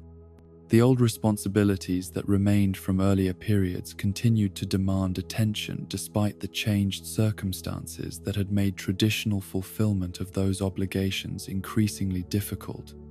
creating conflicts between duty and survival that tested the moral frameworks that had been developed when witches possessed institutional support and social recognition. The contracts that involved genuine supernatural threats often came from remote communities that had been forgotten by mainstream society, creating situations where effective service required witches to operate in territories where discovery by hostile authorities was constantly possible. The preservation of knowledge that had once been maintained through extensive libraries and formal instruction programs now depended entirely upon the memories and personal notes of individual practitioners, creating vulnerability to loss that made every injury or death a potential catastrophe for the continuity of traditions that had taken centuries to develop and refine. The recognition that irreplaceable expertise was constantly at risk forced survivors to make difficult choices about which aspects of their heritage to prioritize in their limited teaching opportunities. The different schools that had managed to maintain some form of existence during this period developed increasingly divergent approaches to the challenges they faced, with some embracing complete withdrawal from human society, while others attempted to find new forms of service that might justify their continued existence without triggering the persecution that had destroyed their predecessors. The isolation that prevented communication between these scattered groups meant that innovations and solutions developed by one school could not be shared with others who might benefit from such knowledge. The School of the Griffin survivors had attempted to integrate with religious institutions that retained some sympathy for their original mission, developing roles as protectors of pilgrimage routes and investigators of supernatural phenomena that threatened sacred sites. But these arrangements required constant vigilance to prevent exposure while providing only limited security for long-term survival. The success of this approach depended upon maintaining relationships with clergy who were themselves subject to political pressures that could make continued association with enhanced warriors dangerous or impossible. The Bear School remnants had embraced complete independence from human society, establishing communities in wilderness areas so remote that contact with outsiders was rare and unlikely to result in betrayal or persecution. But this isolation had also cut them off from the information networks and resource bases that effective monster hunting required, while creating living conditions that challenged even enhanced physiology over extended periods. The self-sufficiency that this approach demanded had preserved their autonomy, while eliminating most opportunities for growth or institutional development. The Cat School survivors had developed the most radical adaptation to their circumstances, abandoning traditional monster hunting entirely in favor of assassination and covert operations that utilized their enhancement for purposes that previous generations would have considered violations of fundamental Witcher principles, but which provided steady income and clear social utility in a world where political violence was becoming increasingly common and sophisticated. The moral compromises that this transformation required had created internal conflicts that affected the psychological stability of practitioners, while raising questions about whether individuals who had abandoned their original mission could still be considered authentic representatives of Witcher traditions. The Viper School's evolution into an organization that served political masters rather than community needs represented the most complete departure from traditional Witcher values, with enhanced warriors who accepted contracts that often involved eliminating human targets who posed no supernatural threat but had become inconvenient to powerful interests. The effectiveness of these practitioners at their chosen specialization was undeniable, but their success came at the cost of everything that had once distinguished Witchers from ordinary mercenaries or criminal organizations. The various endings that different schools experienced reflected both their unique approaches to survival and the random factors that determined which adaptive strategies proved viable under specific circumstances that could not be predicted or controlled through planning or preparation alone. The extinction of some schools and the transformation of others beyond recognition demonstrated how thoroughly the coordinated persecution had succeeded in destroying the institutional foundations that had once supported continental networks of enhanced warriors dedicated to protecting human communities from supernatural threats. The cultural memory that preserved knowledge of Witcher achievements gradually transformed into folklore and legend that emphasized the strange and dramatic aspects of their activities while losing sight of the practical services they had provided and the moral principles that had guided their professional conduct, creating popular narratives that bore little resemblance to historical reality, while reinforcing stereotypes that made any future rehabilitation of their reputation more difficult to achieve. The folklore that emerged during this period portrayed witches as figures from a mythical past when magic and monsters had played larger roles in human experience, reducing them to characters in entertaining stories rather than representatives of institutions that had made practical contributions to civilization's development and security. The romantic idealization that characterized some of these tales was perhaps more damaging than outright hostility, as it created expectations and assumptions that bore no relationship to the realities that surviving practitioners faced in their daily struggles for survival and purpose. The transition from active profession to mythological subject was accelerated by the tendency of storytellers to emphasize extraordinary events and supernatural encounters while ignoring the mundane aspects of Witcher work that had occupied most of their time and energy, creating narratives that portrayed enhancement as a source of constant adventure and excitement rather than the often tedious and dangerous labor that monster hunting actually required from its practitioners. The evaluation of Witcher achievements that historians and scholars began to undertake during this period was complicated by the political considerations that had motivated the persecution and the ongoing sensitivity of topics related to human enhancement and mutation, creating academic discussions that were more concerned with justifying past policies than with accurately assessing the contributions that enhanced warriors had made to continental security and development. The question of whether Witcher schools had ultimately succeeded or failed in their mission was one that admitted no simple answer, as their effectiveness in reducing monster populations had been undeniable, while their inability to maintain public support and institutional continuity suggested fundamental flaws in their approach to relationships with the societies they served, creating ambiguous legacies that could be interpreted in multiple ways depending upon the values and priorities of those making such assessments. The cost-benefit analysis that some scholars attempted to apply to Witcher activities was hindered by the difficulty of quantifying either the benefits they had provided through monster elimination or the costs they had imposed through the resources required for their training and maintenance. While the moral questions raised by enhancement procedures and the social disruption caused by their eventual persecution added variables that defied objective measurement or evaluation. The creation of monsters to fight monsters that had characterized some schools' final desperate attempts to maintain relevance was perhaps the most damning evidence that the institution had lost its way, representing a fundamental corruption of purpose that justified much of the criticism that had been directed against enhanced warriors while providing convenient examples for those who sought to portray the entire profession as fundamentally corrupted by power and isolation from normal human values and concerns. The inevitable march of progress that was transforming continental society in ways that made traditional approaches to supernatural threats obsolete was perhaps the most significant factor in Witcher decline, as improvements in military technology, magical research, and social organization provided alternative methods for addressing the problems that had once required enhancement and mutation to solve effectively, making Witcher capabilities redundant while their maintenance became increasingly expensive and politically problematic.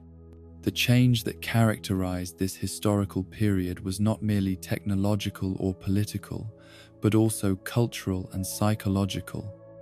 As human societies developed different relationships with risk and uncertainty that made the extreme measures that Witcher creation represented seem unnecessary and potentially dangerous to social stability and progress, creating conditions where even successful adaptation by individual practitioners could not overcome broader trends that were reshaping how communities understood security and protection. The resistance to change that characterized many surviving Witchers reflected both genuine attachment to traditions that had given their lives meaning and practical recognition that adaptation might require abandoning essential aspects of BFF, their identity and purpose, creating internal conflicts between survival instincts and loyalty to principles that had been instilled through decades of training and reinforced through countless experiences of service and sacrifice.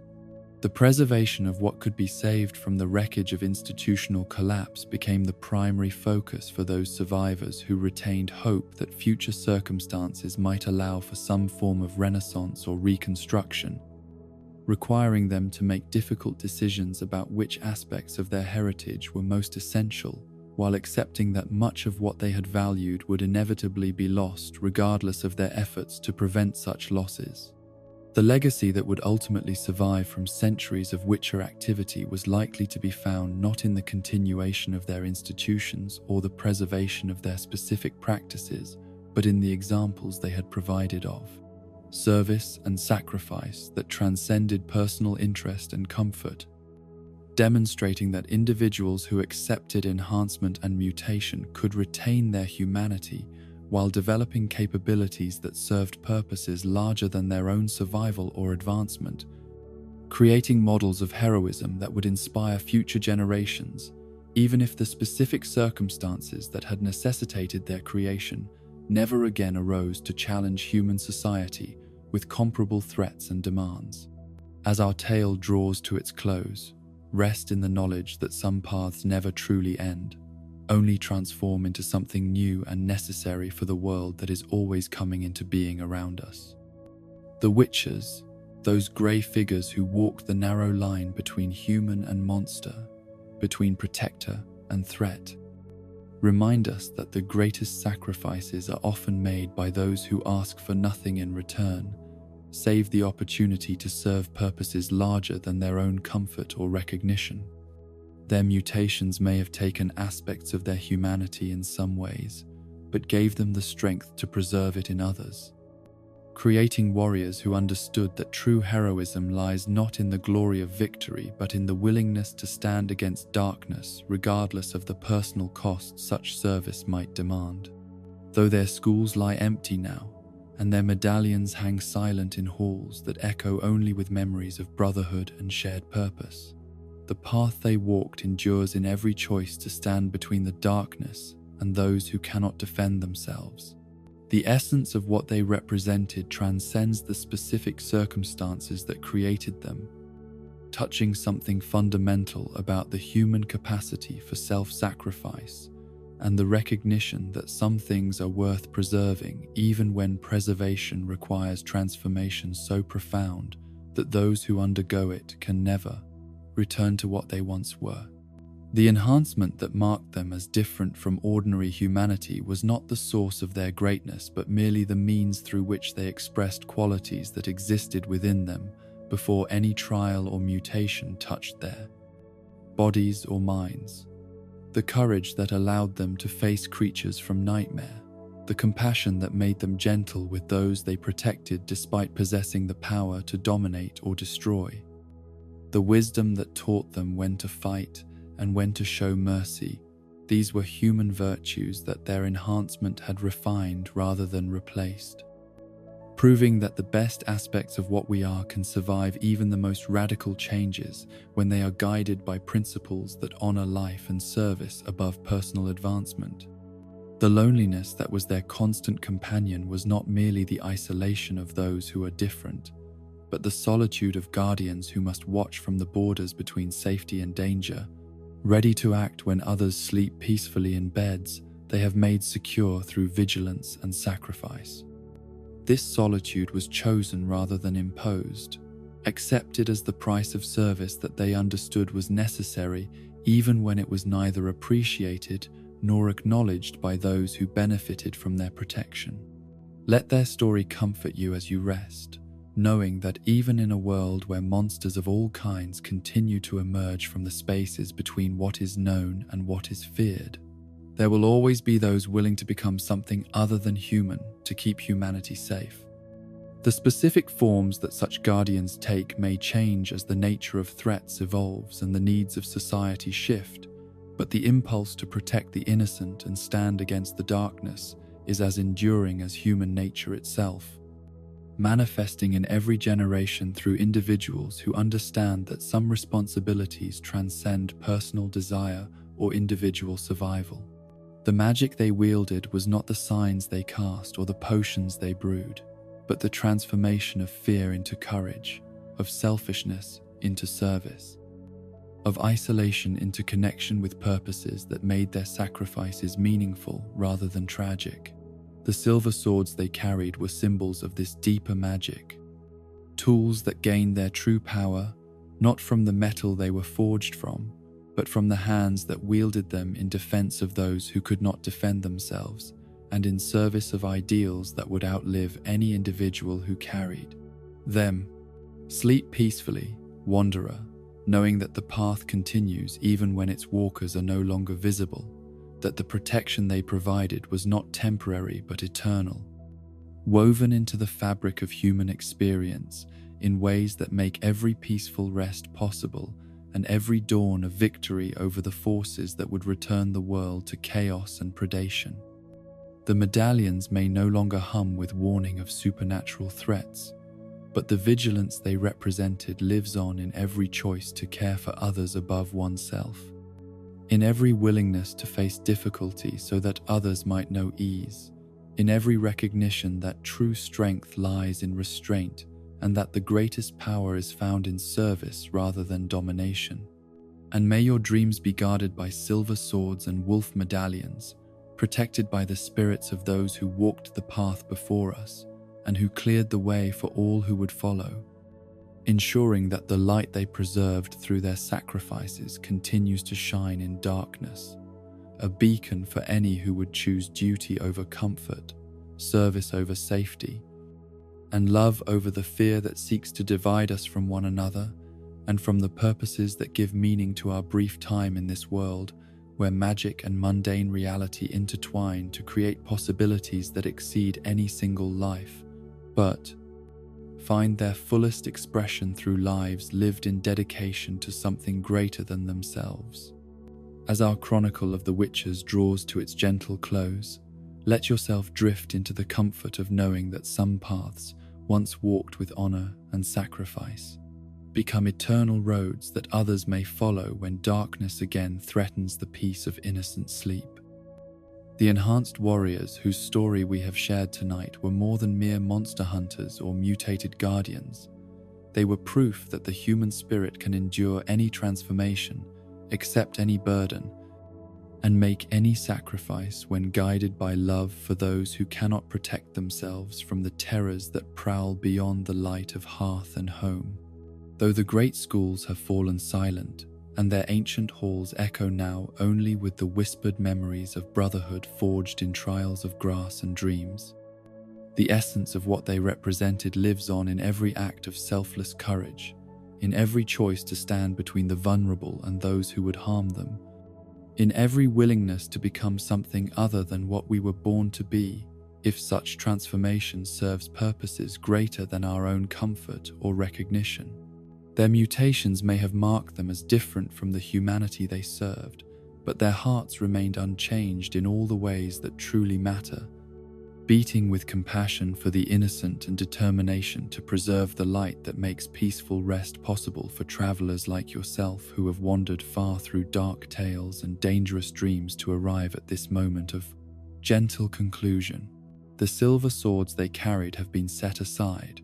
but the vigilance they represented continues in forms both seen and unseen, protecting your sleep from nightmares that would disturb your peace, ensuring that morning will come with its promise of safety and renewed hope. Rest now, dear wanderer, knowing that somewhere in the spaces between waking and sleeping, between memory and legend, the white wolves still patrol the borders of your dreams, their medallions humming softly with protective magic that asks nothing in return save the opportunity to serve. Let the path they walked guide you gently into rest, where silver light keeps watch over peaceful darkness and ancient oaths of protection extend their blessing over all who choose to remember that heroism lies not in the glory of victory, but in the quiet courage of those who stand guard. While others sleep soundly, trusting that love is stronger than fear and that some bonds, once forged in the fires of shared purpose and mutual sacrifice, can never be broken by time or change or the passing of seasons that bring new challenges to each generation. Sleep now in the knowledge that their watch continues still, and may your dreams be filled not with monsters or mutations, but with the deeper magic of protection given freely, service offered without thought of reward, and love that transforms even the most profound changes into sources of strength that preserve rather than destroy the best of what makes us human.